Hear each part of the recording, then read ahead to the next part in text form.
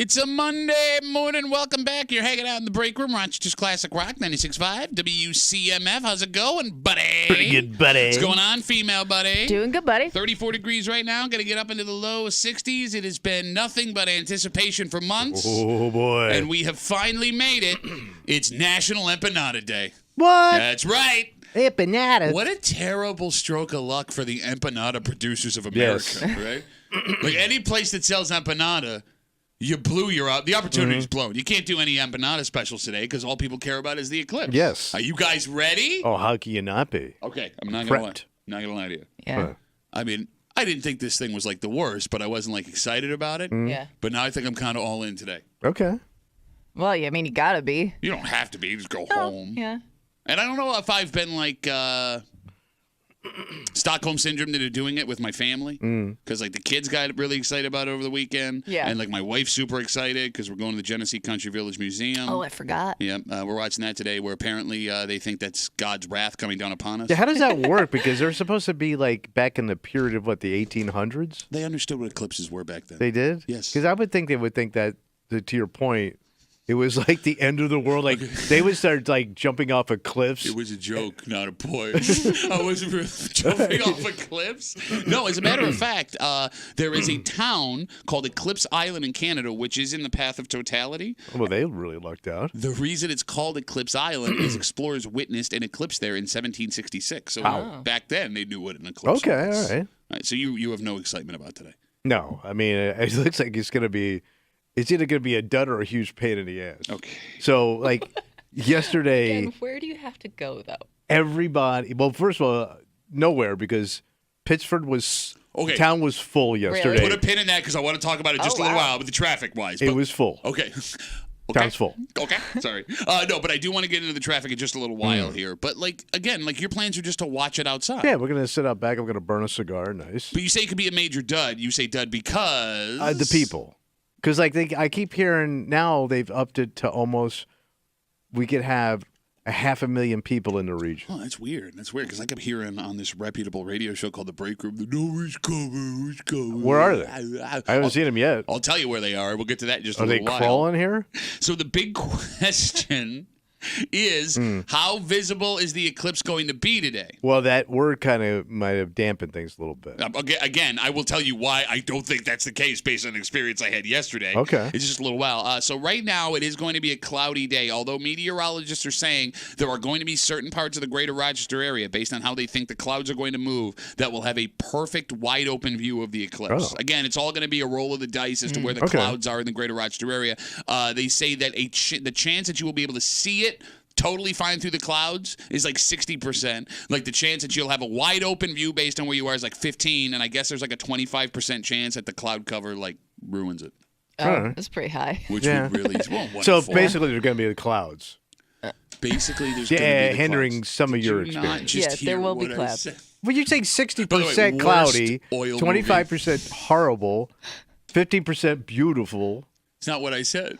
Kind of like it. So Kimmy, are you still flying solo? Is your husband? Yeah. Okay. So what are you doing? Just probably watching it from my backyard. You're going to watch it by yourself? Yeah. What else you going to do? No, because like I would have. I did. Well, the thing is, too, even if I wanted to do something, probably too late to buy tickets to anything at this point, right? I just don't get, like, you're of the age where I assume, like, all your girlies are, like, going to go, like, the single ones, oh, my God, let's go get mimosas about some moon. Or, like, you're, like, friends with kids, like, oh, my God, we're having a kid party, we're making a moon cookie. I mean, maybe they are doing something. It's You weren't only like invited. 3 minutes. You weren't invited to any of that, were you? Well, like, I don't know if my friends with kids are doing kid activities. Yeah, question. Yeah. Did you get invited to any eclipse events today? I did one, but I didn't want to make the drive because I didn't know how traffic would be. Did you just make that up? No. Okay, all right, just asking. It just seems I really weird. did. No, it just seems weird Yeah. that someone telling me of her age, in her position, Yeah. isn't like fighting off invitations for like fun eclipse things. Yeah, to but she's do. the ice queen, man. And she's also chintz. She's not going to go spend. Oh, she's ice chins? She's major ice chintz. Ice chins. No, most people I know are working today. Oh, really? I am surprised like more people didn't get the chance to take off or at least work from home. See, I saw a stat that said yesterday that like 1/2 of people from the greater Rochester area are either off or working from home today because of the anticipation of all the traffic that's coming in. Oh, yeah, but they would shut everything down. All right. Did you get an invitation to anything? No. My old ass going. Well, I don't know, man. Like every once in a while, you get like a weird friend who's like, "Oh, hey, we're gonna have a party." You know our friends.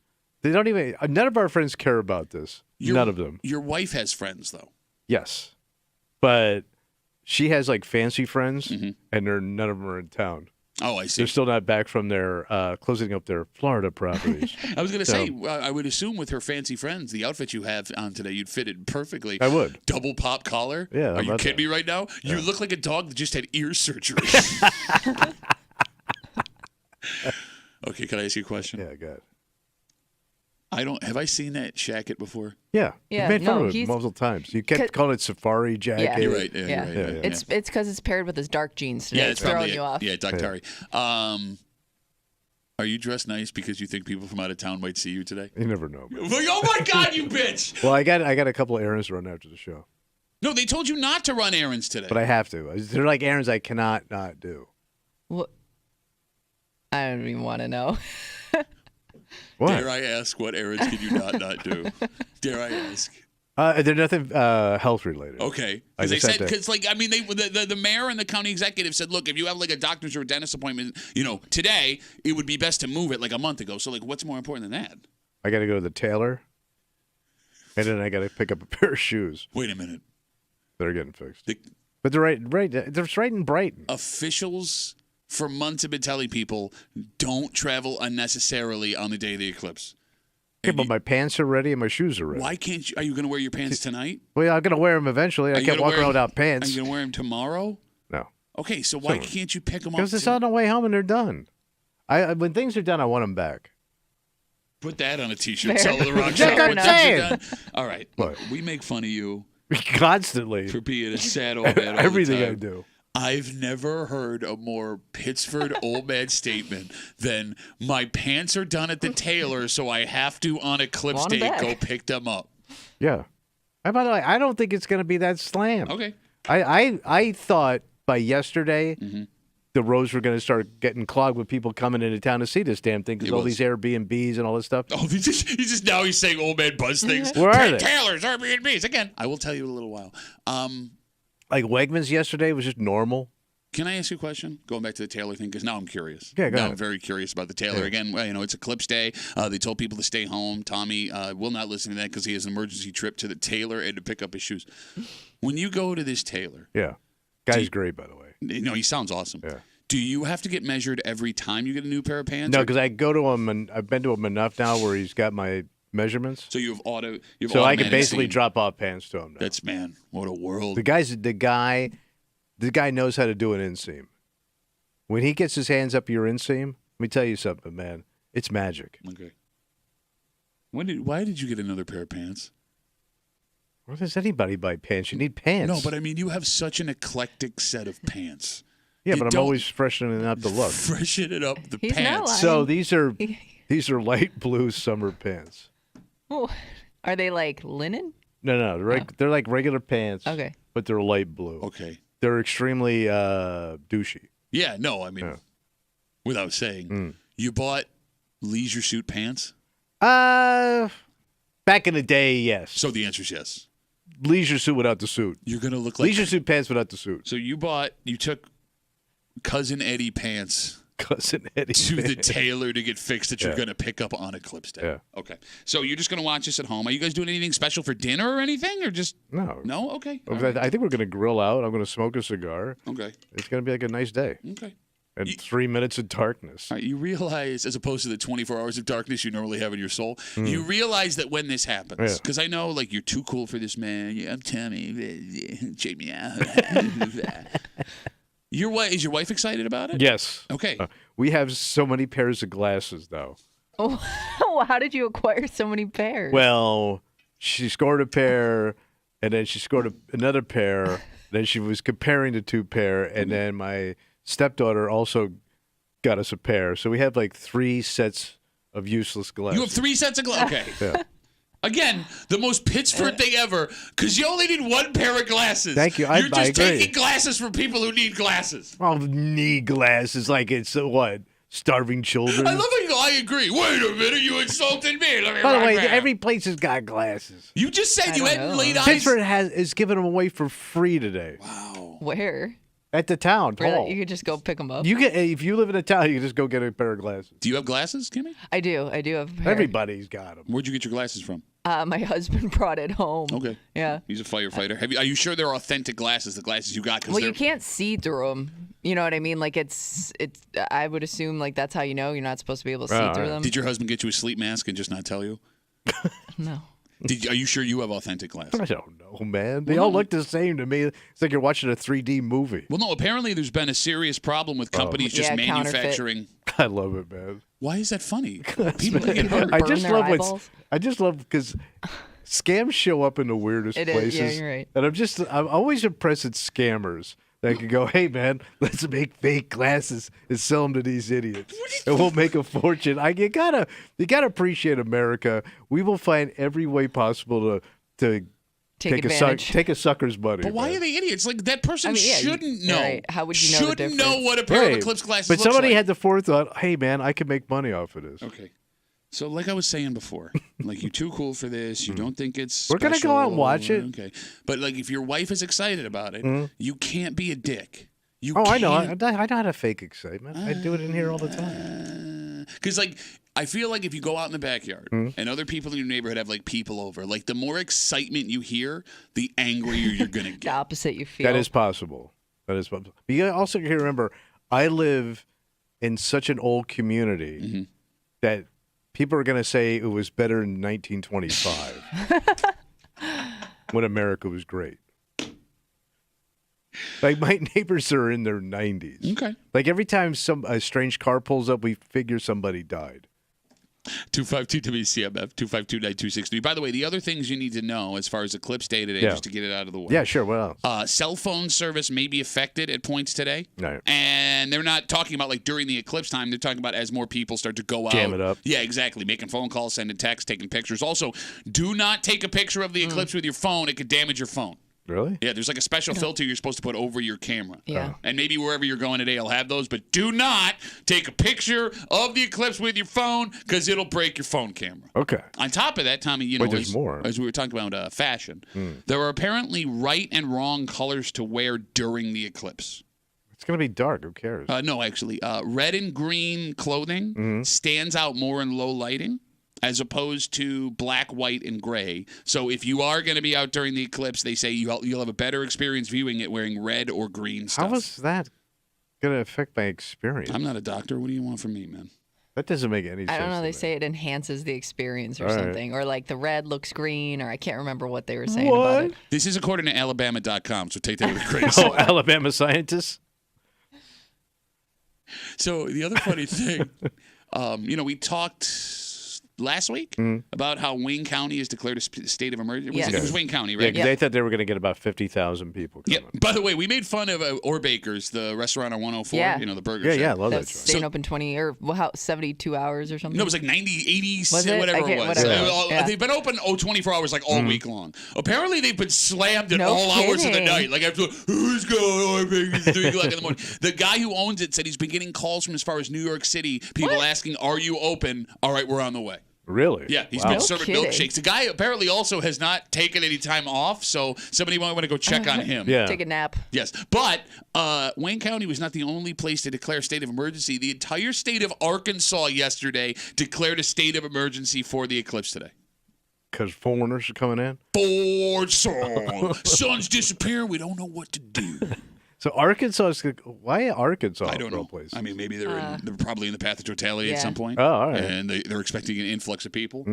And nobody's gone into the state of Arkansas in 25 years, so they don't know how to handle it. Arkansas has to be the second worst state in the union, just to pass. Who would you argue is the worst? Well, you know how I feel about Mississippi. Mississippi was the most miserable place on the planet. Yeah. Arkansas has to come into close second. It's just being a place that sucks. I would argue Arkansas is worse because Mississippi at least has a little bit of culture to it. Well, you do have the beach at least all the way down at the bottom. Biloxi. What a lovely name. Why don't you go take a swim in Biloxi? All right, so everybody, if you're up, you're probably headed to work and won't be able to Yeah. enjoy the festivities anyway. But if you are, be safe. Look, give yourself extra time, just depending on what's going to happen. Don't get too frustrated with all the people from out of state, because that's what we're talking about. You should have water and snacks in your car in case you get stuck in traffic. It's not a bad move. And by the way, if you're low on gas, go fill up on your way to work. Right now. No, seriously. Like, take the time to go fill up your tank of gas. Strangers are coming. Better get some gas. God, I hope you have I know. I would not talk yet. I'm not ready to, jump out ahead of this conversation because I don't know what it's going to be like when we leave here. Better prep. We have a dynamite, better prep kind of breaker for you this morning here on CMF, just after 7 o'clock this morning. Yeah. You know, Rochester, we're a small town city. And we're stuck in this weird middle of the road because there are major events that come here. Sure. But most of the time, we're fighting for relevancy. You know, we're a town with some insecurities. Yes. Right? With everybody here in town, with all the events planned, is today the biggest event, biggest day in Rochester history. Oh. And if it's not, because I know you're immediately going to go, no! You got to give me one that's more relevant, more important to the history of Rochester, New York. And we'll get to that just after 7 o'clock here in the break room on CMF, plus a whole bunch more. But first, Tommy, you're like chomping at the bit. Nobody's here.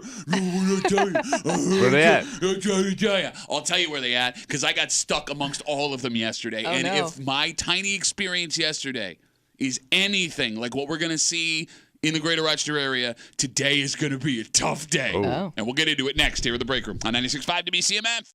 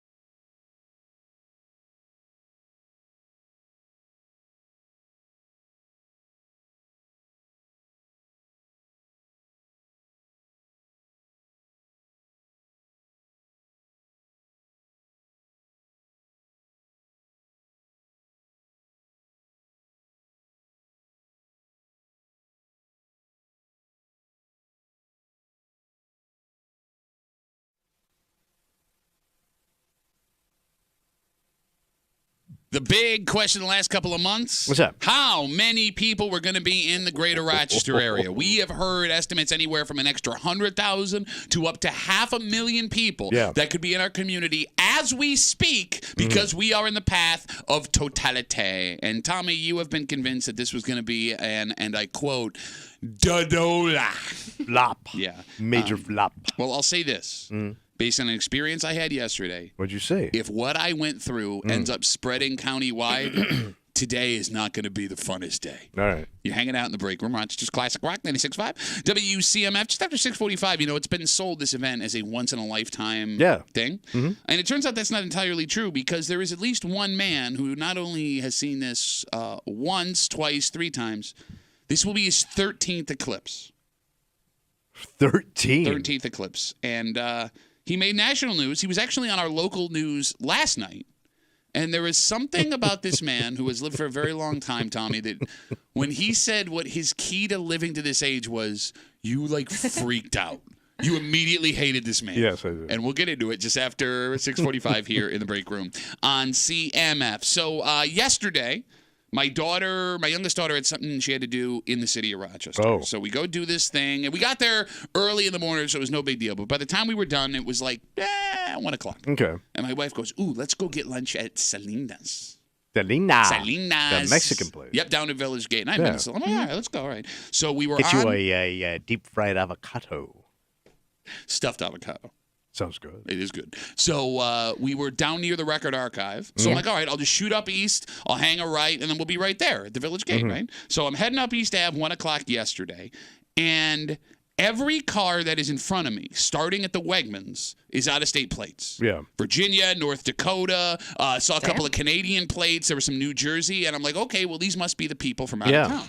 And as we're getting further down East Ave, the traffic becomes gridlock traffic. Really? We're not moving. Really? And I'm like, what the F? Bro? Yeah, no kidding. First of all, I have made the wrong choice because I could have just shot down University, Kimmy. Probably would have been fine that way. And it occurs to me, once we get to the Eastman House, that there's something going on there. And it is just jam-packed. Couple of places along that route probably. That's events just, going yes, on. you got it. So they're having like pre-eclipse like festival. I'm guessing. Right. I'm guessing that's what's going on. So I'm like, okay, well, we got past the Eastman House. Everything should be fine. But boy, was I wrong.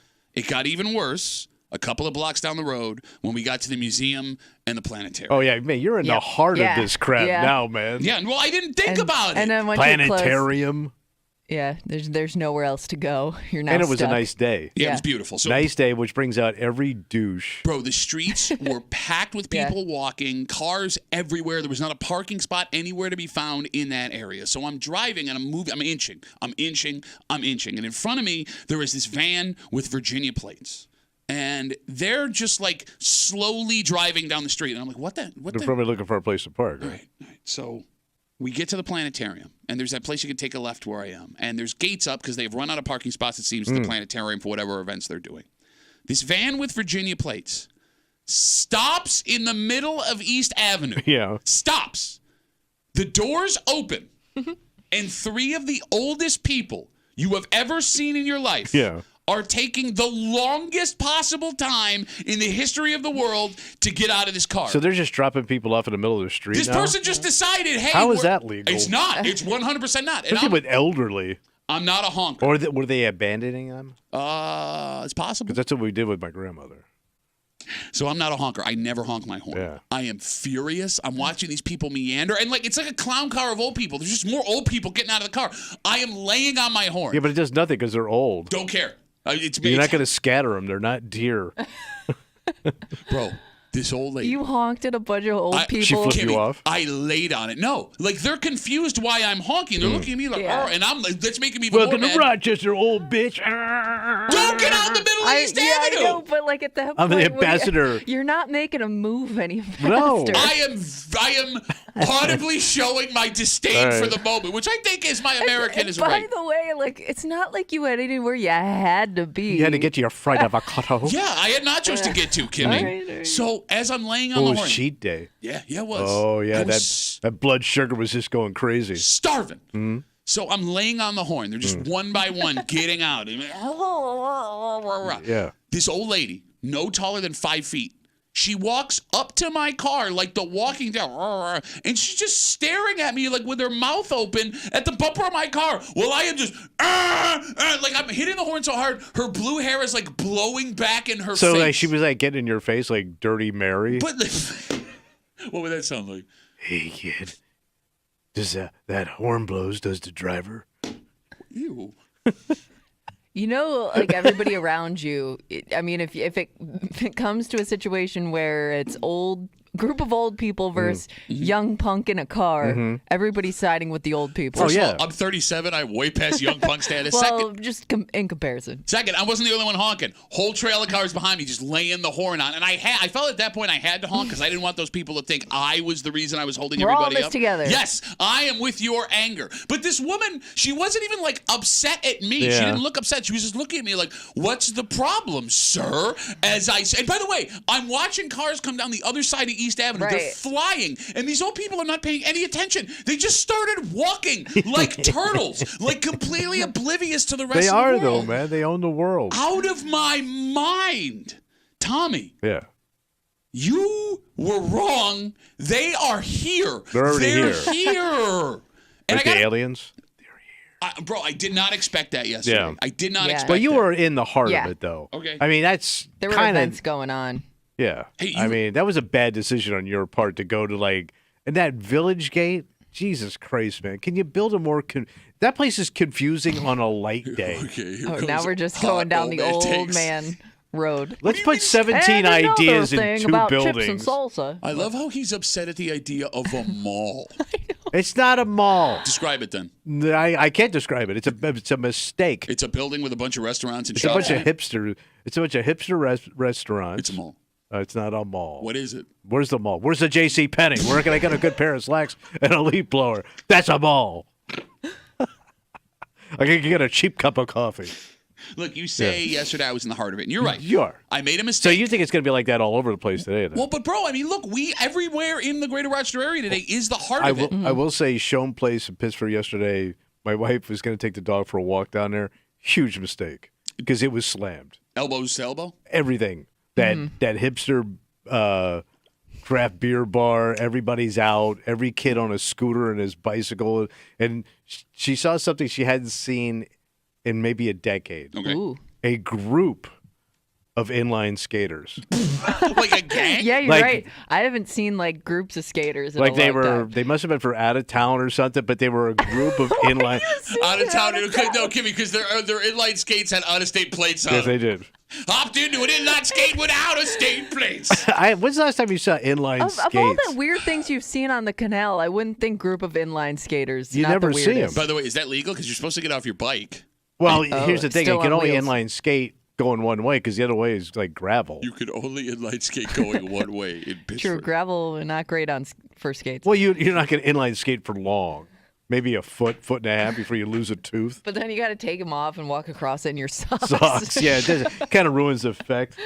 So with this massive humanity that I saw on East Avenue yesterday, you saw your wife saw in Shone Place. I guess what I'm curious about is where are all of these people staying? Because we know that there are hotels downtown that are sold out, and based Right. on my experience yesterday, it seems like there's a lot of people staying within the city of Rochester. But are there suburbs that are going to be overrun? Because I guess if you're looking for a nice place to stay, Pittsford would be the Oh, spot. sure. Yeah. I thought like the hot spot was like Brockport. Oh, yeah? Parma, like west of here, only because like you get the long. If you're traveling for the eclipse, you're gonna probably go to like the best point to see it. So I wonder what it's like out that way right now. But you got to wonder too. I mean, I know there's Airbnbs that are all loaded up, but like when I Are think they sleeping in their cars like it's Woodstock? that's just it. I don't think how many hotels are in the greater Brockport area. well, I mean, I guess you wouldn't have to necessarily stay there to go watch it out there. Okay. So, I don't Like know. campers? Yeah. maybe. You're staying like Greece or So you- camp. There are a lot of Camping? places to camp out that way. All right, so to your point, like if people are staying other places and headed out to Brockport, maybe 531 is going to be a complete Yeah. nightmare today. Could be, I want to could keep an be. eye on that. Oh, boy.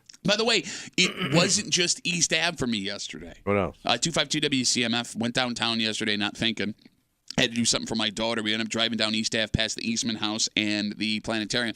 I got stuck in like standstill traffic for 20 minutes. People just letting the oldest people you've ever seen in your life out of their cars in front of the planetarium. So we go to Salinas, right? Yeah. And now I'm smart, right? I'm going to take routes as far away from the main stuff as possible. Yeah, but you got to go all the way home. How you getting there? Well, my kids want ice cream. Okay. My kids want ice cream. And I go, you know what? I also want ice cream. Where you go? Well, they got that Pittsford Dairy on. You're gonna go to the Pittsford Dairy? On That place Park Ave. Oh, Pittsford Dairy on Park Ave. Satellite, the weak one, Satellite Campus. It's the same ice cream, bro. You don't even eat ice cream, you bitch. It's not the same ambiance. That's city ice cream. Okay, so I thought, because I'm 2 blocks over from where all the chaos was, I'd be fine on Park Avenue. Park Ave's got to be crazy, too. It was insane, bro. I have this person in front of me, New Jersey plates, Mercedes, going 5 miles an hour, stopping at every driveway, thinking that that's an open spot to park. And again, it's the oldest person you've ever seen in your life. And double horns yesterday, man. Well, you horned that guy, too? It was a woman. I horned that woman, and then I did the old speederoo around on Park Avenue when the space came. And even my wife, who is the kindest, gentlest person you ever met, she gave her a dirty look when we drove by. Look at you two. Take that, mob wife. Just spread love all over town. God, I was so mad. So did you get to your ice cream? Oh, yeah, we got to the That ice place cream. had to be packed, too. No, everything else was packed. Everyone was eating like lunch. We got to ice cream at the perfect time. Because yesterday, I'm sure the Pittsford Dairy in Pittsford, it had to have a line down the street. Yeah, Because it's like that anyway. And you got to think, right? Like, ice cream is universal. Oh, yeah. Whether you're from Virginia, New Jersey, And it was Alabama. that perfect temperature where you could have an ice cream. Because it was like 55, nice. I got Cookie Monster. It was so good. Oh, wow. It's got Chips Ahoy cookies, Oreo cookies, another kind of cookie. When did you become a 7-year-old? Where are you? Cookie Monster What ice cream do you eat that doesn't have a childish name to it? Yeah. I mean, they're all vanilla, kind of chocolate, the kind of ice cream you get at the mall, the real mall. 252 WCMF 252-9263. So you still think it's a dud-a-roo. You just think I was in the wrong spot at the wrong time. I will say this. I'm not seeing this 500,000 crush like we're hosting 3 Super Bowls at the same time. I can't wait to talk to you tomorrow. State of emergency. Took me 45 minutes to get home yesterday. Let's talk to Larry. He's on CMF. Hey, Larry, what's up, buddy? Morning, guys. Yo. On my way into work. So I live down in Wyoming County, and we got the Silver Lake Drive-In right here. They were charging like $200 a night for people to put their camper in there for this event. Were people showing up, Larry? When I just went past there on my way into work here, and I bet you there's probably a good 60 campers there. wow. Damn. That's over like $500. I can't do the math. So, Larry, all right. So that's even out in Wyoming County in the middle of nowhere. So they're here. Wyoming. Yep. Yeah, bro, I don't know why you keep getting like upset with the idea that people are coming here. Like they're here. They are here. I understand, but I'm not seeing this insanity that you everything was being. I don't see this state of emergency. Larry, thank you for the call, buddy. Well, no, we're not under a state of emergency. Yeah. Wayne County's under a state of emergency because of 104. Are we under a watch? No. Because you know how they do with storms? Nobody's doing that. All right. The eclipse rush. Let's talk to Austin. Hello, Austin. Oh, he was downtown with his ice cream. Good morning, Duffy. What's up, buddy? I was downtown yesterday, unfortunately. The worst traffic I've ever seen in Rochester. Now, you're talking about Pittsburgh Dairy Ice Cream. Now, you live in Henrietta, right? Yes, There is this pizza place called Firecrust. I know that they serve up, bro. It's right around the corner from my house. I am fully aware that they also have Pittsburgh Dairy Ice Cream at Firecrust Pizza. Okay. Not only was traffic terrible because I was ground pumping all day yesterday. By the way, made a killing yesterday. There was this lady on Park Ave trying to sell me a bag of drugs for no reason. Bag of drugs, huh? Do we know what kind of drugs they were, or is this a random bag of a whole bunch of drugs? It looked like it was white powder, and her hair was all crazy, and she looked very messed up. Anyways, I am not ready for all this traffic today because we deliver into Wayne County and around the eastern part of Rochester area. So I am probably the only delivery driver working today, so wish me luck. Good luck, Austin. We hope it all works out for you, buddy. Thank you. Should have bought that bag of drugs to take the edge off. Oh, nice. Yeah. I politely said no and moved on. All right. Well, good luck. Little sky sugar. Stay safe out there today, buddy. Have a good day.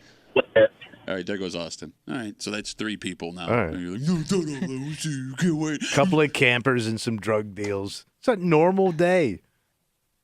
Like we were saying, this was sold as a once-in-a-lifetime event today. Yeah, well, it is, right? Well, for us it is, right? Yeah. The last time it happened in Rochester was 1925. It's going to happen not again until long after we're dead. But for one man, at least, this is not a once-in-a-lifetime event. In fact, he's done this so many times, today will be a baker's dozen. Yeah, he treats this thing like it's the Grateful Dead. He made national news last week.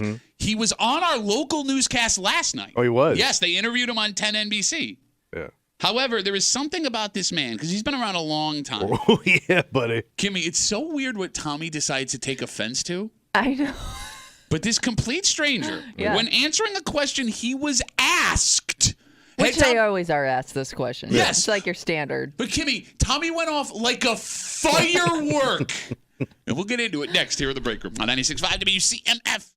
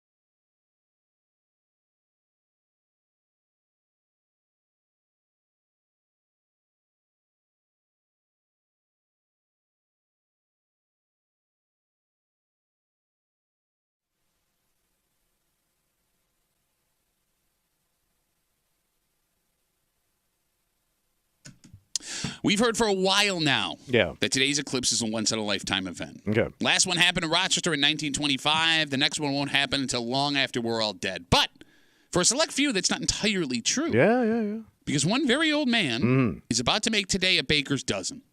And he's got a tip on how to make it this long, see all the things you want to see, and it has set one man in this room off. You're hanging out in the break room, Rochester's Classic Rock 96.5. WCMF just after 7 o'clock this morning. I think there is an argument. In fact, I don't even think it's an argument. I think this is the biggest event in the history of Rochester, New York. And I know a lot of people are angry at the eclipse and they don't know why. Yeah. They're mad at the moon and the sun. But if it's not the biggest event in the history of Rochester, what is? Okay. And we'll get to it just after 7 o'clock here in the break room on CMF. By the way, we are here for all of your eclipse news all morning long. Yeah. And we're very lucky. We have had some massive celebrities. Really? Yeah, volunteer to step up and help us out with breaking news. For example, there is news right now that hotel prices from last night in Henrietta and Greece were over $1,200 a room. I'm looking at it right now. You gotta be the biggest dumbass on the planet. If you're in Henrietta, sitting in a $1,200 bed, extended stay America and Beyonce's Suites. not next door. And it turns out we have Richard Nixon, former President Richard Nixon, here to give us updates on the prices of hotels here in Rochester. Go ahead, Kimmy. Let's do this. And now, a break room Rochester Eclipse celebrity guest news update. Right now, I am your president. I'm sitting here with Pat, just enjoying a delicious scotch and soda and enjoying my morning in Henrietta. I just want to say to all my Americans, I'm not a crook. I've never been a crook. And after today, I'll leave, and you won't have Dick Dixon to kick around anymore. This has been a break room Rochester Eclipse celebrity guest news update. We'll have those all morning. I mean, we're very lucky to have the stable of stars that we have. Wait till you hear some more that we got coming. Not even Tommy knows, as you just heard. So Laverne Beiser, that's a man. Yeah. He lives in Texas. He's a man, Laverne. Yes, he is. And he's 105 years old. And today will be the 13th full solar eclipse that he's seen in his life. Man, what a lucky house he has. He makes a hobby out of it, Tommy. He loves science. He was an engineer, grew up on a farm, said he became enamored with the sky when he was growing up. And that's all they had when he was growing up. This man has traveled all over the planet to witness these things. He's made his own telescope and camera thing to photograph. Because you can't buy those things. Okay. The guy made his own telescope. This man is such a big deal that despite the fact, Tommy, that you saw a story on this man on the national news last week, he was even interviewed by 10 NBC last night. Wait, the local people found him? Yes, The local people. The local people have found him. You may have seen this story talking to this man on 10 NBC last night. And look, I guess you could have, Kimmy, worse hobbies, right? Yeah, no, I know. Yeah, it's just a typical old man hobby. Yeah. This man has been to multiple U.S. states, Brazil, Bali, Hawaii, which is also a state, the Black Sea, amongst other places, chasing these eclipses. And he documents all of them. Yeah. But, Kimmy, here's the thing. Yeah. When you talk to someone who's over 100 years old, no matter what interview they're doing, there is always one question they will ask. One question that they can't avoid. That question, Kimmy? What's the key to living a long, happy life? You got it. And they asked that very question to Laverne at 105 years old. And his answer, chocolate milk. Yes. It's always a beverage. But that's like chocolate milk. It's what he's been drinking his whole life. But it's kind of, it's like a very sweet old man answer, All right? I'm going to read you a quote from the story. A profile on the Washington Post on Laverne. Quote, I've never had a sip of liquor or a puff of smoke, just lots of chocolate milk every day. And I continue to be curious. That is his key to living to 105. Okay. Now, I had not seen this story last week, Kim. Tommy comes in Friday morning. You were in the room. Okay. I watch this thing, 105-year-old guy, and you go off for what reason? The sip of liquor, the smoking. Yeah. What's the matter? You call that living, man? Chocolate milk and staring at the sun? Living for chocolate milk in space. That doesn't sound like the worst lifestyle to live. Let me tell you something. You know why chocolate milk sucks? Why is that? Not one song has ever been written about chocolate milk. A lot of whiskey, a lot of wine, right? Water seems to show up a lot. Nobody's ever wrote a killer chocolate milk tune. Kimmy, can you That's Google, why chocolate milk sucks. Can you Google songs about chocolate? Look, you can't argue that chocolate milk is the best of all the milks. It's the chocolatiest of the milk. Okay, fine. We can agree on that. Do you want to know who used to drink chocolate milk and was insane? Who? My sister. You think that your sister went insane by drinking chocolate milk? There's a connection there. Okay. I find it strange that this man who is simply answering a question they asked him. It's not like he was like being paid by Big Chocolate Milk to like, you came in here, a man you've never met, you saw the news, answered a question, and I'm telling you, Kimmy, for 10 minutes, he was just ranting and raving about this 105-year-old eclipse-loving man who drinks chocolate milk. But that's like a miserable existence. He's got a smile on his face every picture I've seen Because him. he's insane, man. Okay. There's something wrong with the dude. By the way, how are you not a diabetic at 105 chugging chocolate milk? There's a chocolate milk song. What do we got? Is it a rockin' It's tune? called the Chocolate Milk Song, and it's got a nice little beat to it. I could try to play it, see if you can hear it. I don't know if you'll be able to hear it. Okay, let's see what we got We'll here. try it, though. I want my chocolate milk in a tall Even you're bobbing your head, you hypocritical bastard. It's not bad. Get me some chocolate milk, Somebody call Laverne. and you better make it fast. All right, I'm in. All I'm right, in on the so chocolate we milk found song. a chocolate milk too. Who sings the chocolate milk song? Ben Tartar and the Tartar Boy and the Tartar Tots. It just The keeps Tartar 5. it keeps getting better. She said tots, you idiot. Oh, What do you tot. hear I thought in you your said head? charter. What do you hear? Okay, so here's the thing. All right. You bring up a semi-valid point in your insanity, right? Time that you'll get to live on this earth versus the things you want to do. Because we all want to be up and around. By the way, this man looks amazing. He was walking around his house. He looks like, 80. At 105 years old, he could still move. Yes. And travel. I mean, he's at a nursing home. No, he's not dude. like Jimmy Carter, who's just like a mouth open, The hell where he did could you- just drop balls in. What the hell did Jimmy Carter do to you, man? And why are you sodomizing the No, ex-president? any kind of ball.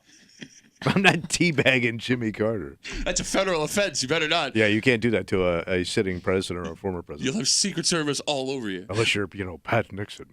The point I'm getting at is Yeah. this. If he's right about what got him that far. Yeah, Right? the clean living. Yeah. Okay, so that's a way to make it to 105. But you're also sacrificing a ton of Everything, good times. man. Like, what did you do New Year's Eve? Chocolate milk. Chocolate milk. I got my chocolate milk. I'm going to be 105. So you're telling me Yeah. making it to 105, moving around, being lucid the way that guy is not worth avoiding alcohol, smoking, Fun. eating bad food, fun? Fun. Okay, but I mean, no. at some point, you want to live because, like, at 105, all your friends are gone. What? Nothing. She was doing Jimmy Stewart. But but don't you wonder, like, if you didn't drink, Yeah. like what you would substitute that with that I'd find that could be just as fun, but you would never know because you know. I think I'd find another dangerous thing. Okay. I mean, it'd either be harder drugs, right? This guy didn't drink. He's not doing cocaine and chocolate milk, which is a great name for a song. I got my chocolate milk and my cocaine. No, but I mean, I'm like, insane. you can make the argument that ignorance is bliss, right? Because, Yeah. like, he never had alcohol. He never tried And cigarettes. by the way, he think never about smoked that, weed. because his prime of life was the 1950s and 60s. Sure, right? yeah. Like, considering his age, Yeah. like hanging out with a guy like my dad, and like at the office, hula hoops, open bar, we're weighing girls for money, and here comes Chocolate Milk Boy. But by the way, he is the good one in that story. You're making him sound Is like he? a dick for Is not he? being drunk on the job while sexually harassing women who just need to get paid. Yeah, so he wasn't even fitting in. By the way, there are other people that can make this argument for you. You've never done heroin before. Yeah. Okay. What am I, man? You never tried heroin? Are you some kind of puss? Well, it's not living. You know, it is on my bucket list. Yeah, it'll be the last bucket you yeah. ever buy. Okay. I was gonna say, what's the best part about this man and having a hobby that lasts that long is it keeps him busy. It does. Yeah. You know what It I does. mean? Like, it's one of those things where it's like, yeah, Grandpa's off doing his space Looking stuff. at the so sky with he's busy. He's not around enough to like annoy the crap out of his family. He's a tinkerer. And here's the thing, and he says that himself. He uses that quote. He showed the bed he made. He made a bed With what? out of wood. He made the headboard. He's Oh. showing, over here, I made this bed in 1947 and haven't replaced it yet. You're just jealous. Like, you don't have the skill to make I wish I knew how to make a bed. I don't want to make a bed.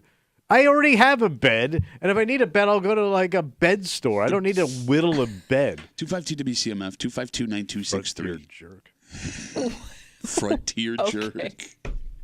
Talking about this 105-year-old man. His name is Laverne. Laverne Beiser. He lives in Texas. You may have seen him last night on 10 NBC. But before he showed up last night on 10 NBC, Tommy saw a national story about him. He'll be witnessing his 13th full solar eclipse. He traveled around the world to watch it. He's a science nerd. He made his own telescope. He made a special kind of camera from to photograph these things. It's his hobby. Yeah. And Tommy hates him because when they asked, how did you make it to 105? He said he never had a sip of alcohol, never had a puff of smoke. And he said it in the most old man way, too. I never had a sip of liquor. Liquor never touched these lips. He said he loves chocolate milk, and that's the key to 105, and that set Tommy off so much that even 12 hours after he watched the story on the news, he was coming in here screaming at me about it. Look, man, you have to admit, the worst part about guys getting old, abandoning their hobbies and never wanting to do anything. Oh, sure, you just go stale. This guy's got a big-time hobby. He's still traveling. He's living his life to the fullest. Like, if you were going to take advice on living from anybody, would it be 105-year-old this guy or Tommy Muley, who looks older than 105-year-old this guy? And you can't even argue that. Have fun. Live your life, man. And it's not the best part is it's a hobby that you can do forever. Like, his family doesn't have to step in and be like, maybe it's time to give this up. You can't do it anymore. Like, this is probably the last one. Gotta be the guy's 105. But I mean, like, physically, you can do this hobby as long as you want. Yeah, you can just roll Grandpa outside. Yeah. There's your sky, Gramps. But like Grandpa. You like to garden, right? Like, that's kind of your hobby, doing yard and stuff. Yeah. Like, eventually, somebody's gonna have to tell you, you can't do it anymore. Yeah, that's fine. But but what do you replace that with? More alcohol. Netflix. Like, no, you're right. Like, one day someone's going to come outside and say, put that hoe down, much like they said to every man who's ever been with your mother. Big old hoe. 252 WCMF, 252-9263. Let's talk to Ben. Hey, Ben, what's going on, buddy? Well, what's up, guys? How you doing? Hey, good to hear from you, buddy. So isn't Jimmy Carter and the Secret Service just an average Saturday night for Tommy? Oh, Ben. Come on, man. So anyways, my dad's like 70, mid-70s, and he has a... God, is he proud. I'm sure he did all he could. Yeah, no, he did. But no, I'm doing my best over here. You're doing great, Ben. Anyways, you're nailing it. You're doing great. Yeah. So my dad is in his almost late 70s, is in better shape than most dudes in their 50s. Okay. And what's the secret? Including his son. Yeah, probably, actually. But he just stays active with everything around the house. It's pretty much what it is. Has liquor ever touched those lips, Ben? Yeah, I mean, but that's the key to living, is getting drunk and smoking cigars every day. Okay. And that's what's funny. Ben, thanks for the call, buddy. Have a good rest of the day. That's what's so funny is if you see something where some old lady's like, I drink whiskey and I smoke. Love that, bro. You come in, you're like, yeah, that's the way to do it, man. Those people live forever. She's living. The day is finally here. Well, look, we don't know what to expect today. We have no idea, even at 7 o'clock, the day of the eclipse, right? There could be 30,000 people here. Yeah. There could be 500,000 people here. We're not going to know until we hit the roads. Mm-hmm.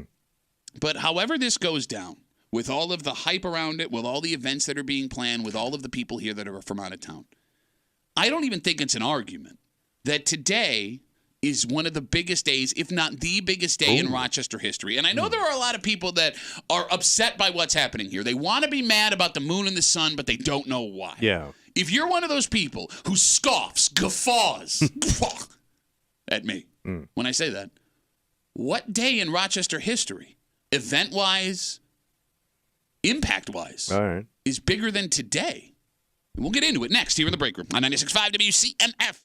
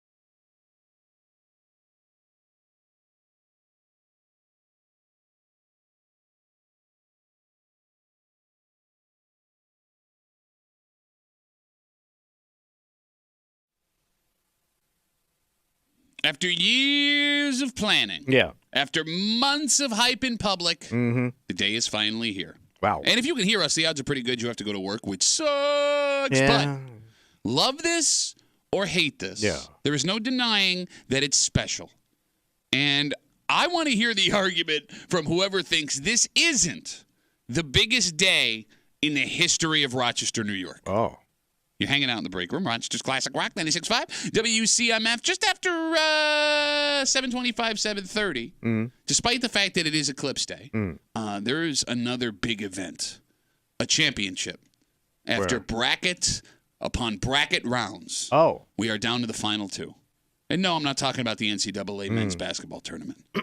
We've got our two final towns. Oh, we do. And it's what we hoped for. And we'll get into it just after 7:30 here in the break room on CMF. The folks are here, man. We're going to find out as everyone's driving around today, based on traffic in the city and the surrounding areas, if the 100,000 or 500,000 was more accurate. But look, there are likely, Tommy, hundreds of thousands of people as we speak spread throughout the greater Rochester area. Okay. So there have been years of planning for this. The last couple of months, it's been hyped beyond belief. Kimmy, everywhere you turned yesterday, there was an Eclipse event full of people. Oh, yeah. Signs everywhere. And Kimmy, there's money, dollars upon dollars being poured into our economy right now. All so people could stare at the sky for 3 minutes. Today's the biggest day in Rochester history. It has the potential, yeah. Okay, what do you mean has the potential? If it shows up. Well, whether or not it shows up, the people are already here. The event's already happened. All the infrastructure's been established. Yeah. It's the biggest day in Rochester history. I guess, yeah, because I guess the other stuff, like if you're not interested in the PGA, you don't care. Okay, so let's talk about Right, that. that's what I was thinking. If you I don't wonder care what about the Bills, you're not a football fan. Right. You don't care. But what were the numbers for the PGA? Like, how many people did that event bring to town? All right, 252-WCMF, 252-9263. If today is not the biggest day in Rochester history, what is? So let's talk about the Ryder Cup in the mid-'90s. That was a big event. And the PGA Championship this past summer. Kimmy, can you Google how many people, see if you can find it, came to Rochester for the PGA Championship? It wasn't 500,000, was it? No, because it only draws about 40,000 people to the actual game. Well, I thought they were getting 20,000 a day. Okay, so then... But that also includes people from Rochester. Yeah. So this is from a 13 Wham story. It says, over the course of the last week, an estimated 200,000 people visited the Rochester area for the 2023 PGA Championship. So how is that possible if there's only 20,000 people at the course? Because it was spread over 8 days.